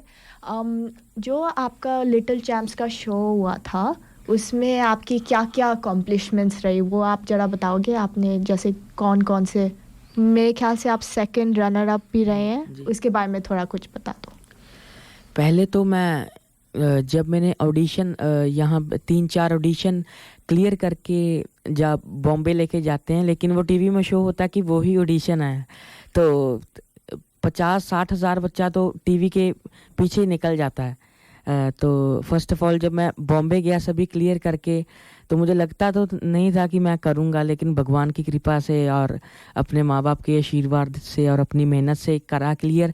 और बॉम्बे गया तो सभी हिंदी गाने वाले से, कोई कोलकाता, कोई गुजरात, कोई कहाँ महाराष्ट्र, कोई कहाँ से। तो मैंने सोचा यार ये सभी इतने बढ़िया गाने वाले हैं, मेरा क्या बनेगा, कौन पसंद करेगा मुझे, सभी हिंदी हैं और मेरा तो टच भी पंजाबी है। तो मैंने भगवान का नाम लेके ऐसे गा दिया। तो कुमार शानू जी, अलका याग्निक जी और उदित नारायण जी, तीनों ने मुझे ऑडिशन में स्टैंडिंग ओवेशन दिया। तो बहुत बढ़िया लगा कि हाँ मेरी मेहनत किसी को पसंद आई है, उन्होंने लाइक किया, तो बहुत बढ़िया लगा। तो वो ऑडिशन मेरा बहुत बढ़िया गया। उसके बाद मैं शो के हाफ तक मैं बॉटम में ही चला। मुझे ऐसे था कि एलिमिनेशन स्टार्ट हो गई, तो मुझे ऐसे था कि हाँ अभी मेरी बारी है, क्योंकि स्कोरिंग रहता तो मैं सब पे लो था, लास्ट 3 में था। तो लेकिन फिर भी मैंने हिम्मत नहीं हारी, मैं करी गया, मेहनत अपनी प्रैक्टिस करी गया, और फिर धीरे धीरे स्टेप बाय स्टेप मैं ऊपर आता गया। और फिर गुरकीरत एक बात पूछनी थी, वो गाना याद है जो ऑडिशन में दिया था जिससे आपको अप्रूवल मिला उनका? जी वो पंजाबी है, मैं आपको सुनाता हूँ। जरूर।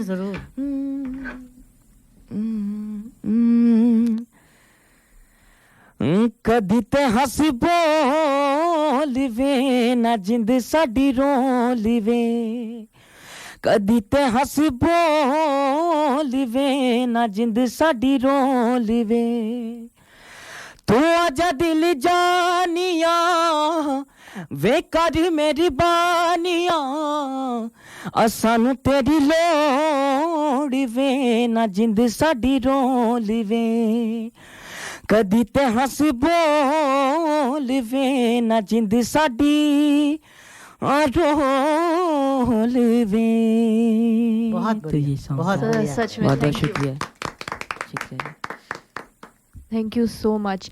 एक चीज़ मैं पूछना चाहूँगी, आपके पेरेंट्स का कैसा सपोर्ट रहा? अब आप जैसे आप बॉम्बे गए थे ऑडिशन देने के लिए, अब आप शोज़ करने फीजी जा रहे हो, ऑस्ट्रेलिया जा रहे हो, तो आपके पेरेंट्स का सपोर्ट कैसा रहा इन सब में?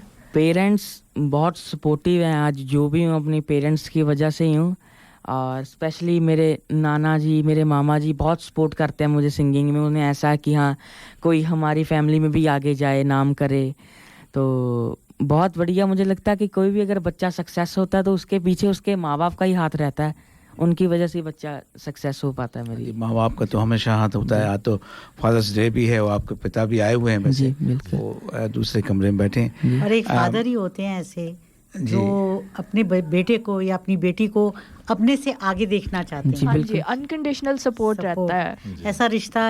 इसीलिए इस रिश्ते की बहुत अहमियत है कि जो एक फादर करते हैं वो शायद संसार, he is like a God. बिल्कुल, तो आपके लिए वही हाँ जी। स्पेशली जो हमारी जैसे इंडियन कम्युनिटी में है ना, हमारे जैसे हमें अपने पेरेंट्स से भी बहुत अटैचमेंट रहती है।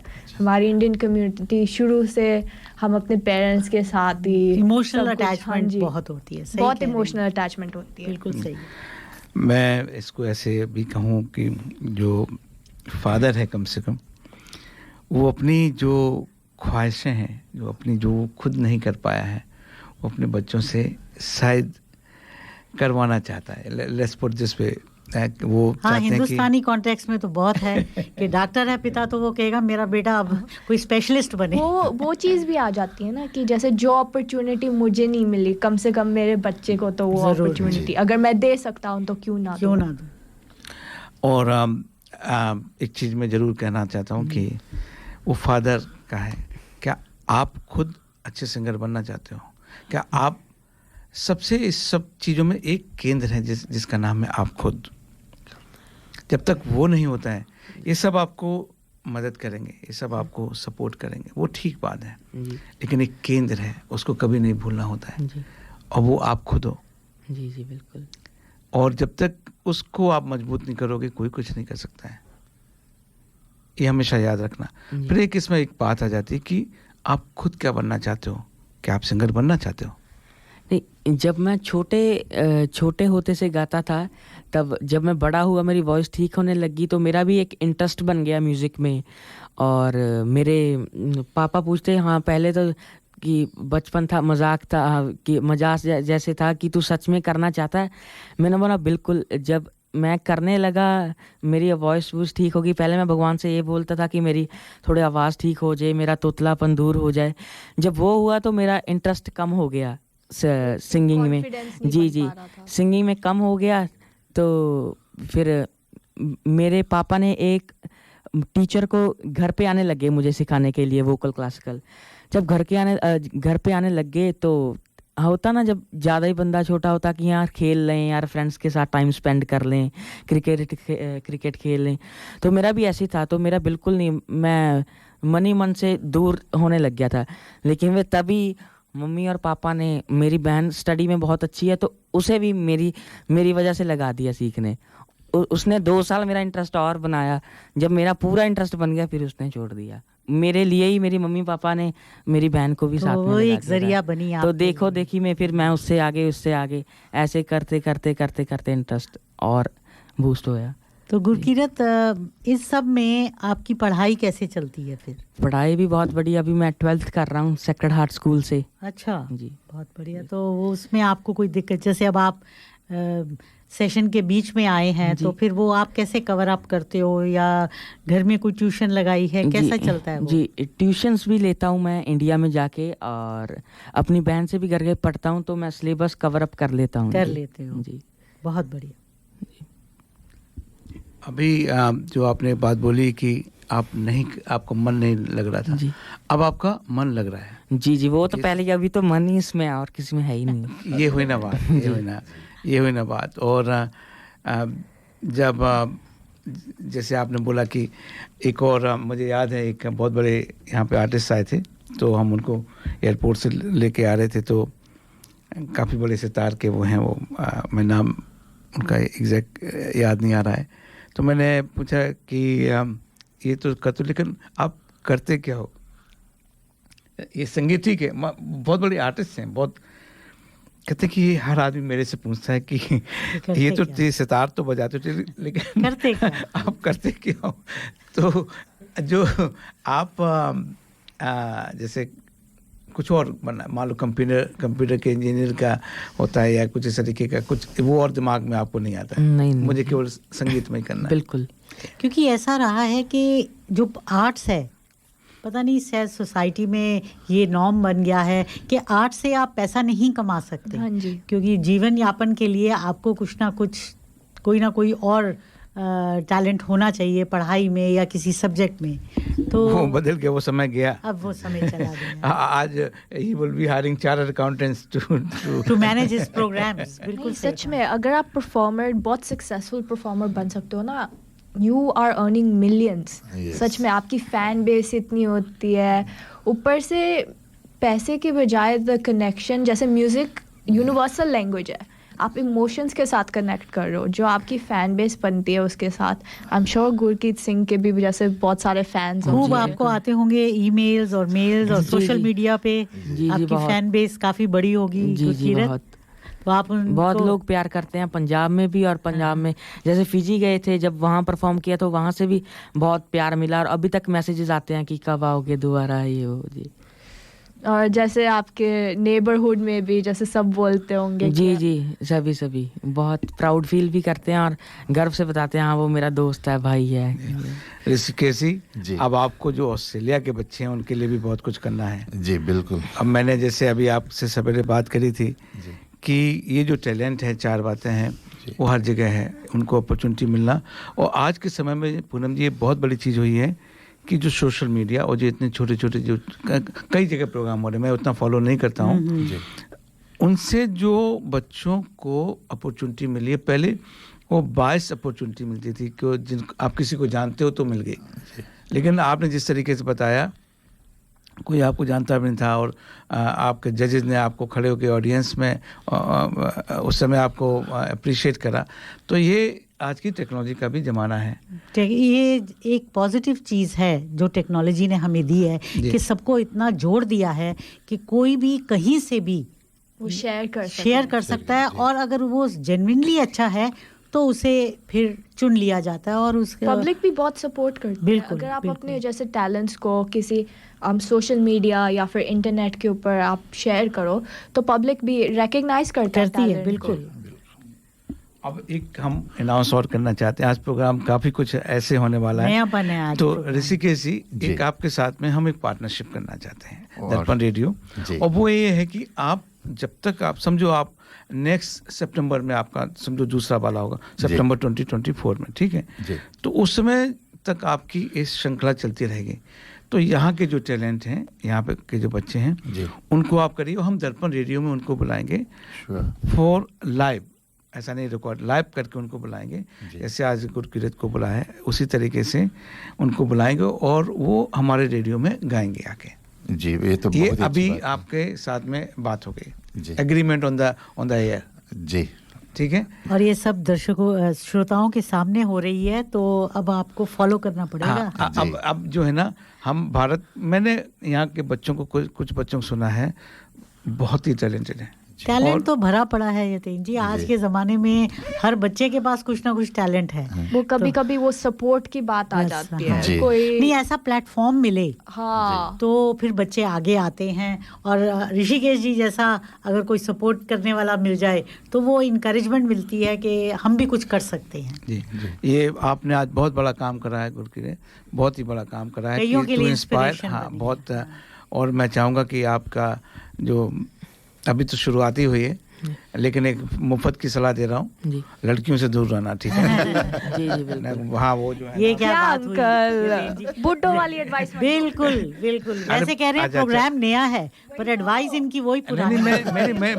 लड़कियों से दूर रहना। अरे मेरी बात, रश्मि जी अगर सुन लेंगी ना तो आज आप घर नहीं जा सकोगे। भाई मेरी आपने किल कर दिया, एक बच्चे ने कुछ बोला, आपने उसको मार दिया। आप बच्चे नहीं, किसने कहा? अगर गुरकीरत कहता तो मैं फिर भी समझ लेती, पर गुरकीरत की उम्र में लड़कियों से दूर रहना। मैंने कहा मुफ्त की सलाह दे रहा हूँ। ना, ये मुफ्त की सलाह आप अपनी जेब में रखिए। Thank you very much. अच्छा, मैं एक बात कह दूं कि क्या है कि जो दर्द है और जो इस संगीत है, इसका मिलन है। अच्छा, अब मैंने ये बात बोली, अब जिस चीज को मैं मना करूंगा ये वही काम करेगा। तो आप उसका मैं कहते हैं ना, साइकी पे खेल रहे हैं। जी, अब आज ही जो है ना, वो अपनी जो पहली वाली होगा उसको कुछ ना कुछ बोलेगा जाके कि नहीं। अच्छा, फिर इसमें होगा जब एक गुरकीरत है कोई? नहीं, अभी तक नहीं है। ऐसा तो हो नहीं। अच्छा, उसके बाद में क्या होगा कि दिल टूटेगा, उससे जो संगीत में जो शार्पनेस आएगी वो और अच्छी होगी। तो ये एक गेम था। मैं ये अंकल अपना गेम प्लान बना रहे हैं। और तो जाते जाते मुझे मालूम है आपका दूसरा जगह आपको जाना है, मैं चाहता हूँ कि एक और हो जाए। जी बिल्कुल, जी बिल्कुल। जीता था जिसके लिए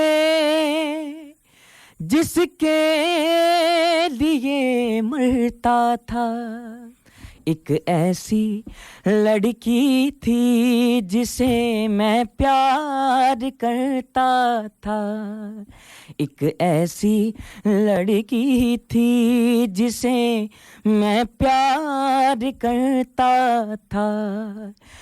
कितनी मोहब्बत है मेरे दिल में, कैसे दिखाऊं उसे,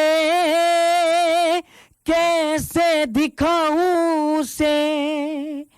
ओ दीवानगी ने पागल किया है, कैसे बताऊं उसे, कैसे बताऊं उसे। मिटाने से भी ना मिटेगी मेरी दास्तां, एक ऐसी लड़की थी जिसे मैं प्यार करता था। हो, एक ऐसी लड़की थी जिसे मैं प्यार करता था। क्या बात है, आप ऊपर ही गाना गा दे यार, बड़ा एप्रोप्रिएट गा रही है। बहुत ही तो इसका मतलब कोई पाइपलाइन में है। अब देखो क्या कि आपको भी मालूम है कि अगर घर में कुछ काम कराना उसको मना करो तो वही काम होता है। तो आज तो मैंने वो काम कर दिया है। ये इंसान की फितरत है, जिस चीज के लिए आपको मनाही होती है वही काम करने का मन। तो ऋषिकेश जी, जाते जाते आप हमारे श्रोताओं को बताइए अपने प्रोग्राम के बारे में, और जो आगे का भी आपने जैसे अगर अनाउंस करना है कि कैसे यहाँ पे जो बच्चे इस श्रृंखला से जुड़ना चाहते हैं आपके साथ में आगे भी, तो एक तो प्रोग्राम और आगे भी, तो कैसे वो आपके साथ में जुड़ सकते हैं? ओके जी, पहले मैं प्रोग्राम के बारे में एक बार फिर बता दूं। ये तराने इंटरनेशनल नेटवर्क, और इस बार हमारे एसोसिएशन में इंडियन डायस्पोरा काउंसिल भी शामिल हुआ इस प्रोग्राम को ऑर्गेनाइज करने में। और जिसका मैं वाइस प्रेसिडेंट हूँ, और उसमें हमारे जो प्रेसिडेंट जी हैं श्री प्रमोद राय जी, उनका भी बहुत सहयोग इस प्रोग्राम को सक्सेस बनाने में। और ये जो डायस्पोरा काउंसिल है, हम लोग जो इंडियन हेरिटेज है ना हमारा, उसको हम जिंदा रखना चाहते हैं, और हमारे जो बच्चे हैं कि वो जाने कि हम लोग का इंडिया में ओरिजिनलिटी कहाँ से था, और इंडिया से लोग फिजी आइलैंड्स और अन्य देश कहाँ से गए। तो ये भी चीज़ हम साथ में लेकर चल रहे हैं, और म्यूज़िक के ज़रिए इसको हम जिंदा रखेंगे। और जो प्रोग्राम आने वाला प्रोग्राम है, इसी शनिवार को सैटरडे 9 सितंबर को रूटी हिल ऑडिटोरियम में होगा। ये रूटी हिल हाई स्कूल के जो मेन हॉल है, और म्यूज़िक उसमें साज बैंड का रहेगा, और हमारे साथ जो गुरकीरत आ गया है, बाकी बच्चे भी आ जाएंगे, और एक लोकल स्टार है धानवी भट्ट, वो बहुत ही फेमस हुई है यहाँ। धानवी हमारे रेडियो में गा चुकी हैं लाइव, तो मैं धानवी का फैन हूँ बाय द वे जी। और उसने श्रेया घोषाल के साथ भी स्टेज शेयर किया था। She is very talented girl, बहुत ही अच्छी है जी जी, बहुत ही टैलेंटेड बच्ची है। और उनके फादर कुणाल भट्ट जी, वो भी बहुत सपोर्टिव हैं, उनको भी मैं एक्नॉलेज करना चाहूँगा। और ये आने वाले शनिवार को शाम 7 बजे, और टिकट्स सिर्फ $80 है। वो तो बहुत ही कम है, बहुत ही कम है, क्योंकि यूजुअली सब $50, $70, $100 इतना तो रेवेन्यू, इतना जो रेवेन्यू आप कलेक्ट करेंगे वो आपके वेन्यू में चला जाएगा। हाँ, वेन्यू में चला जाएगा जी। इसमें जैसे कि मैं, क्योंकि जैसे आप क्या करते हैं लोग पूछते हैं ना, तो मैं तो अपना जो है मेरा marketing manager for one company, तो वो मेरा बिल्स, ये शो से मेरा बिल्स नहीं, लेकिन ये बच्चों के लिए मेरा ये जो प्रेम है, आप इसमें कुछ भी पैसा नहीं बनता, मुझे मालूम है। तो ये प्रेम है, ये जो मिले हैं। फिर मैं यहाँ के बच्चों के लिए भी बहुत कुछ करना चाहता हूँ, लेकिन पेरेंट्स का सपोर्ट चाहिए। और जैसे कि मैंने कहा, तराने इंटरनेशनल नेटवर्क और जो इंडियन डायस्पोरा काउंसिल है, हम लोग आपको सपोर्ट करेंगे। और मेरा आप व्हाट्सअप भी कर सकते हैं मुझे कुछ मैसेज या वीडियोस अपने बच्चों का, और 0438-760-551 पर। तो वहाँ से मैं, जैसे शो ख़त्म होगा, फिर इसमें हम लग जाएंगे, वीडियोस कलेक्ट करेंगे, और हम लोग बैठ कर सब लोग देखेंगे। और जैसे कि सर ने यहाँ अनाउंस किया कि हम कुछ बच्चों को स्टूडियो में आने का मौका देंगे। एक छोटी शुरुआत होगी, लेकिन जो मैं देख रहा हूँ ना, ये बहुत बड़ा होने वाला। ऑस्ट्रेलिया में हम बहुत बड़ा होगा, मैं खुद इस चीज़ को एहसास कर रहा हूँ। मैं ऋषिकेश जी यही कहना चाहता हूँ कि जो लोग जाएंगे उस दिन, अपने बच्चों को लेकर जाएं। मेरा ये सजेशन। एक तो मान लो जनरली लोग अपने बच्चों को वीडियो गेम खेलने के लिए छोड़ जाते हैं जी, क्यों शांतनु जी वो लेके जाएं बच्चों को। ये तो एक मेरा ये सजेशन है। और दूसरा मैं ये कहना चाहता हूँ कि जो दर्पण रेडियो प्रोग्राम है, वो उनको जो भी हमारे ऐसे प्रोग्राम होते हैं, जो भी लोग करना चाहते हैं, जिसमें जो उद्देश्य होता है वो पैसे से अलग होता है जी, हम उसको बगैर किसी चार्ज के सपोर्ट करते हैं। हम आपसे कोई चार्ज नहीं कर रहे। हमारे दर्पण रेडियो आपको इसलिए सपोर्ट कर रहा है क्योंकि आप भाषा और समाज को एक नई दिशा देने वाले हो। ये दर्पण का हमारा उद्देश्य होता है। और इसी भावना के साथ में मैं ये कहूँगा कि लोग जो भी आज 5 लोग जीतने वाले हैं, वो या तो मुझे फ़ोन भी कर सकते हैं 0421-590-791 पे। आज हम एक करंट अफेयर का भी प्रोग्राम लाने वाले हैं, और हमारे शांतनु जी जो आए हैं वो एक ऐसी टिप देने वाले हैं हर एक को जो काफ़ी लोगों को मदद करने वाली है। तो कहीं पे भी किसी भी माध्यम से किसी भी विषय पे आप हमें संपर्क करेंगे तो वो आप एक हमारे उसमें जाएंगे। यतेन जी, हमारे एक श्रोता हैं राजेश जी, उन्होंने गुरकीरत के लिए एक एडवाइस भेजी है जी। तो फ्री की एडवाइस काफ़ी मिल रही है आपको। ऑस्ट्रेलिया में देखो कितने फ्रीबीज हैं। वो कहते हैं औरत और दौलत से बेड़ा संभल के रहना।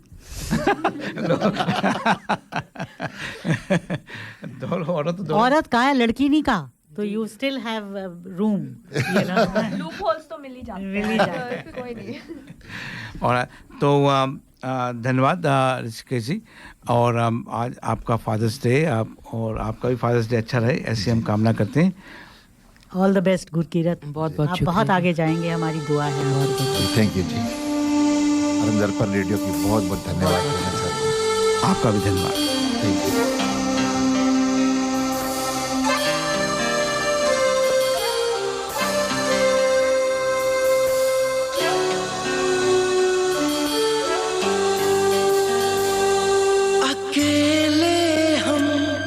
अकेले तुम, जो हम तुम संग है तो फिर क्या गम। तू मेरा दिल, तू मेरी जान। Oh, I love you, Daddy. तू मासूम, तू शैतान। But you love me, Daddy. तू मेरा दिल, तू मेरी जान। Oh, I love you, Daddy. तू मासूम, तू शैतान। But you love me, Daddy.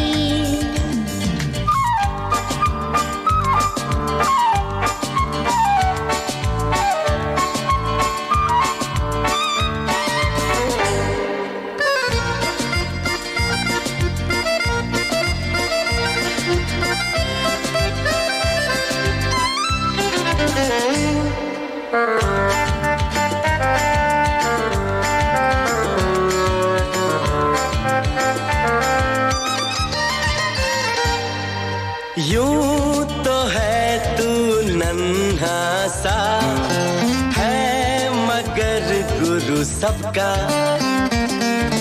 और इसी शरारत से जिगर मैं हूँ सबका। कहने को है यूं तो हजार, कोई मगर तुझसा कहाँ। अकेले तुम, जो हम तुम संग है तो फिर क्या गम। तू मेरा दिल, तू मेरी जान। Oh, I love you, Daddy. तू मासूम, तू शैतान। But you love me, Daddy.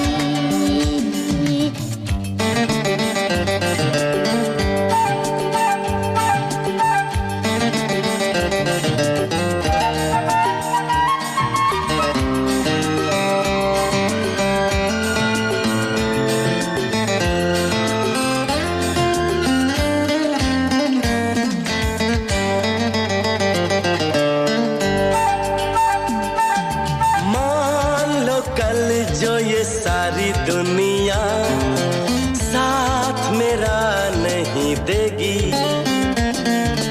कौन है फिर मेरी मंजिल का हम सफर। मैं हूँ डैडी।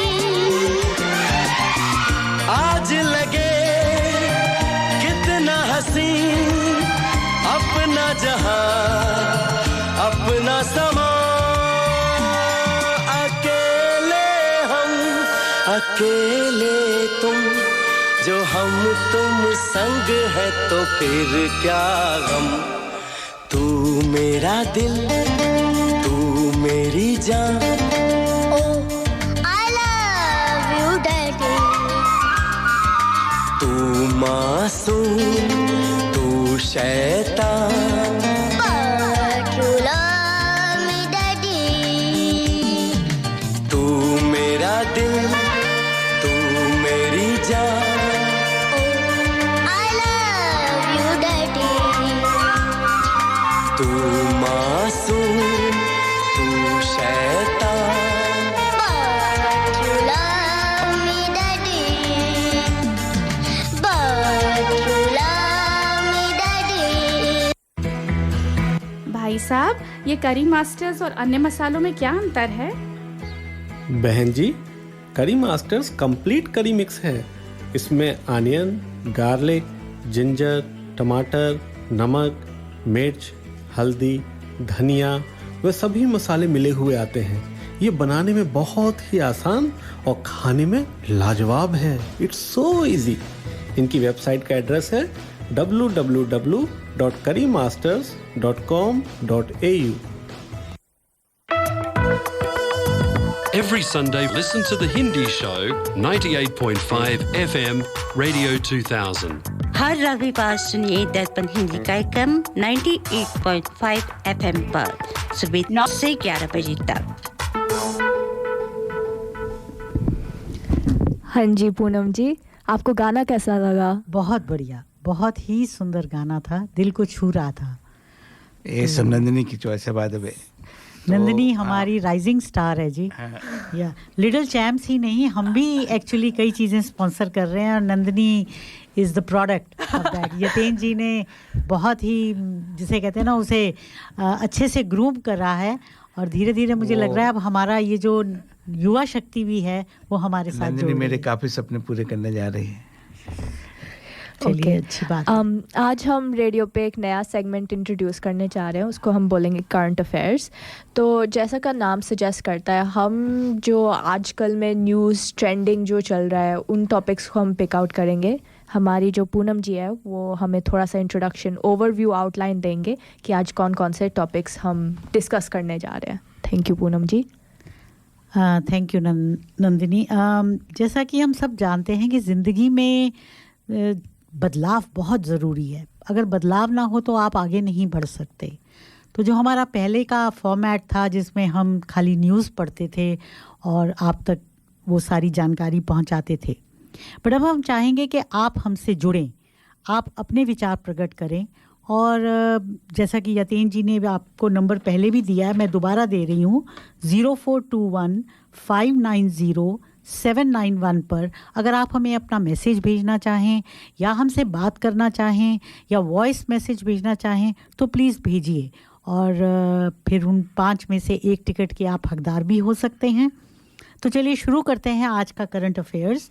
तो जिन टॉपिक्स पे मैंने कुछ जानकारी प्राप्त की है उनमें है, एक तो दिल्ली में बहुत बड़ा G20 समिट होने वाला है, तो आप अपनी प्रतिक्रियाएं भेज सकते हैं। और विदेश मंत्री ने भी काफ़ी अपनी प्रतिक्रियाएं दी हैं NDTV के साथ एक इंटरव्यू में, उसके बारे में बातचीत होगी। फिर चंद्रयान 3, जैसा कि हम सब जानते हैं, भारत ने सबका सिर ऊंचा किया है वहाँ पर अपना मिशन भेज के। और यही नहीं, चांद ही को नहीं, हम सूर्य को भी शायद हाँ जी मैंने सुना करना चाह रहे हैं। तो आदित्य L1 लॉन्चिंग का भी एक टॉपिक है। फिर नरेंद्र मोदी जी ने एक अनाउंसमेंट की है कि डोमेस्टिक गैस जो LPG के प्राइसेस 200 रुपये कम हो गए हैं, तो ये काफ़ी बहुचर्चित टॉपिक है। लोकसभा चुनाव जो कि 2024 में होने वाले हैं, बीजेपी को हराने के मकसद से सारी पार्टियां जुड़ी हुई हैं। और खेल के मैदान से होगा कि हिंदुस्तान और पाकिस्तान का जो एशिया कप है 2023 उसके बारे में।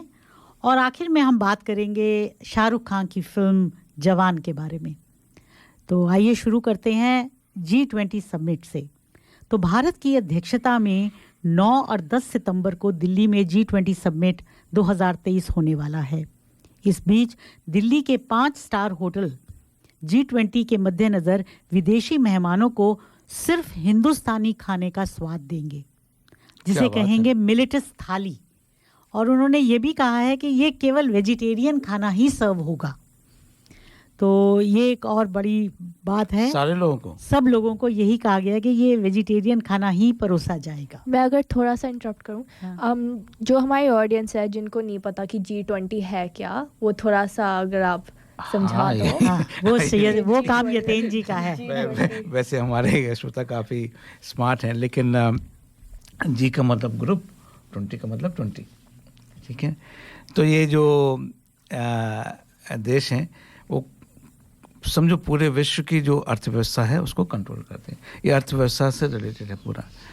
और इसमें डेमोक्रेटिक का नहीं होता है, जैसे इसमें चाइना भी है, जो हमारी इमर्जिंग इकोनॉमीज है, तो सारे इसमें।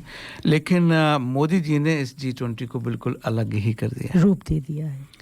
इतना मैंने कभी सोचा नहीं था कोई एक ऐसा लीडर होता है कि इसमें कल्चर को, बहुत बड़ा भारतीय कल्चर का उन्होंने किस किस जगह पे उन्होंने इसका इस्तेमाल नहीं करा है। वेशभूषा, भाषा, आर्थिक तो है ही, साथ साथ में जो जैसे अभी स्पेस का आपको लग रहा होगा कि ये कोइंसिडेंस है कि G20 के पहले ये सब आदित्य L1 हो रहा है, ये हो रहा है, ये सब प्लान है, ये सब प्लान है। और मैं समझता हूँ कि अब जो G20 होगा, जो आगे का देश करने वाला, जो भी करने वाला है, उसके लिए बहुत बड़ा चैलेंज होगा। जिस तरीके से अब आप सोचिए कि आपने सुना होगा मिस वर्ल्ड हो रहा है कश्मीर में। जी, कश्मीर में मिस वर्ल्ड हो रहा है। पूनम जी, मैं दोबारा से धीरे से बोल रहा हूँ, आप समझ। इस G20 का जो रूपक है, सब कुछ बदल गया है। तो जो लोग इसकी परिभाषा, आपने पूछा G20 का क्यों हो रहा है, क्या हो रहा है, अभी G20 बिल्कुल अलग गेम हो गया। भारत ने इसका भरपूर इस्तेमाल करा इफा में से। यतेंद्र जी कह रहे हैं कि दिल्ली में अधिकारी और आम लोग सामान्य के साथ साथ असामान्य कदम भी उठाए जा रहे हैं। करीबन 7 लाख सजावटी पौधे सजाने के लिए उन्होंने दिल्ली को खूबसूरत बनाया है। और सबसे एक मज़ेदार बात और है कि बंदरों को डराने के लिए लंगूर की आवाज़ निकालने वाले लोगों तक को काम पर लगाया गया है। दिल्ली शहर को सुंदर बनाने के लिए करीबन 6.7 लाख फूल और पत्ते वाले पौधे लगाए गए हैं। कई एजेंसीज को सड़कें साफ करने के लिए लगभग 15,000 मीट्रिक टन ठोस कचरा निकाला गया है। तो आप समझ सकते हैं कि दिल्ली पे सफाई किस लेवल पे हो रही है जी। और NDTV के जो टीम है वो चांदनी चौक गई, क्योंकि उनकी वो लगता है कि जो डेलीगेट्स आ रहे हैं और जो विदेशी मेहमान आएंगे, चांदनी चौक तो खाने के लिए और शॉपिंग के लिए बहुत ही मशहूर है। तो उन्होंने क्या किया है कि उस चांदनी चौक की दुकानों पर पहुंचा और उन्होंने G20 शिखर सम्मेलन में कई विदेशी आगंतुकों के लिए खरीदारी आसान कर दी है। 8 सितंबर से सारे अंग्रेजी बोलने वाले, जर्मन बोलने वाले, स्पेनिश बोलने वाले अनुवादकों को नियुक्त किया गया है। तो आप देखिए किस लेवल पे लोगों को एम्प्लॉयमेंट मिला है। हाँ जी, डेफिनेटली जी। और जो दूसरी बात है कि उसमें UPI इस्तेमाल होगा। That's right। सारे लोग पेमेंट जो करेंगे इसमें G20 से क्या होने वाला है, ये दो धारी फायदा है इधर। नहीं, ये बंधारी है इसमें। नहीं, मैं सच्चाई के साथ में, बहुत ईमानदारी के साथ में इसमें कहना चाहता हूँ कि मोदी जी ने इसको एक ऐसा बना दिया है जिससे कि हर एरिया ऑफ जो डायमेंशन होते हैं किसी भी समाज के, किसी भी देश के, किसी भी इकॉनमी के, हर सिलेंडर पे काम हो रहा है। इतना बड़ा अब UPI के समझो अगर 8-10 लोग और कंट्रीज में शामिल हो जाते हैं, जब वो प्रत्यक्ष रूप से देखेंगे कि ऐसे हो रहा है, आंखों के सामने हो रहा है कि ऐसे एक ठेले वाला आम समझो ले ली, कुछ ऐसा लगा, वो उसने स्कैन करा और उसने फ़ोन से स्कैन करा और पेमेंट हो गया। अब कितनी बड़ी बात होगी। जो आदमी मान लो वो एक साउथ अमेरिका की कंट्री का है वो आदमी, और वो क्योंकि साउथ इसमें ग्लोबल साउथ के लोग, अफ्रीका के लोग काफ़ी आ रहे हैं, काफ़ी लोग आ रहे हैं। तो जो छोटी कंट्री के लोग आ रहे हैं, जब वो देखेंगे कि क्या संभव है, क्योंकि भारत की जो इमेज है वो तो और इसमें कोई कमीशन नहीं है, कोई कमीशन नहीं। अगर आप मतलब bank account to bank account transfer करते हैं तो कोई कमीशन नहीं है, जबकि आप जैसे दूसरे पेमेंट नेटवर्क आप यूज करते हैं, जैसे मास्टर कार्ड हो गया, MX हो गया या वीजा हो गया, सब में मिनिमम जैसे 0.04% कुछ भी एक रहता है। लेकिन शांतनु जी आपने देखा होगा, आप भी जैसे आप यहाँ हमारे बड़ौर में बबल टी काफ़ी मिलती है, वैसे $6 मान लो 60 सेंट की है। आप जैसे कार्ड से पे करो, कोई कार्ड है उसमें बैंक टू बैंक वाला, मान लो क्रेडिट कार्ड नहीं है, जो दूसरा कार्ड जो भी है उसमें भी वो 2% लेते हैं, ऊपर से 2-3% लेते हैं। इतना डिस्करेज करते हैं कि लोग अब फोर्सफुली कैश पे जा रहे हैं ऑस्ट्रेलिया के अंदर। कई जगह तो खैर उन्होंने लिख ही दिया है ओनली कैश। हाँ, तो जितनी भी चाइनीज की शॉप्स हैं चाहे वो वेजिटेबल शॉप्स हैं, चाहे वो डॉलर शॉप हैं, वो लोग प्रेफर यही करते हैं कि आप उन्हें कैश दीजिए। बस बात है, उसके कारण कुछ और भी हो सकते हैं, पर सही नहीं, बात है। पर मैं इंडिया के कॉन्टेक्स्ट में भी कहता हूँ कि ये कितना इम्पोर्टेंट है। नहीं, बस देखिए ना हम किस हद तक आगे बढ़ गए हैं कि एक ठेले के लेवल वाला आदमी भी स्कैनर के साथ आप उसकी पेमेंट कर सकते हैं। तो पूनम जी एक काम करते हैं, अब हमारे श्रोता क्या सोचते हैं G20 के बारे में वो बताएं। जी क्यों? हाँ जी बिल्कुल। इतना हम नेक्स्ट टॉपिक पे जाते हैं, हमारे करंट अफेयर्स का जो नेक्स्ट टॉपिक है पूनम जी। हाँ जी, तो नेक्स्ट टॉपिक हमारा अब ये रहा है कि भारत के चंद्रयान 3 मिशन को ये कामयाब होने के बाद ब्रिक्स समिट में दक्षिण अफ्रीका के राष्ट्रपति सिरिल रामाफोसा, प्राइम मिनिस्टर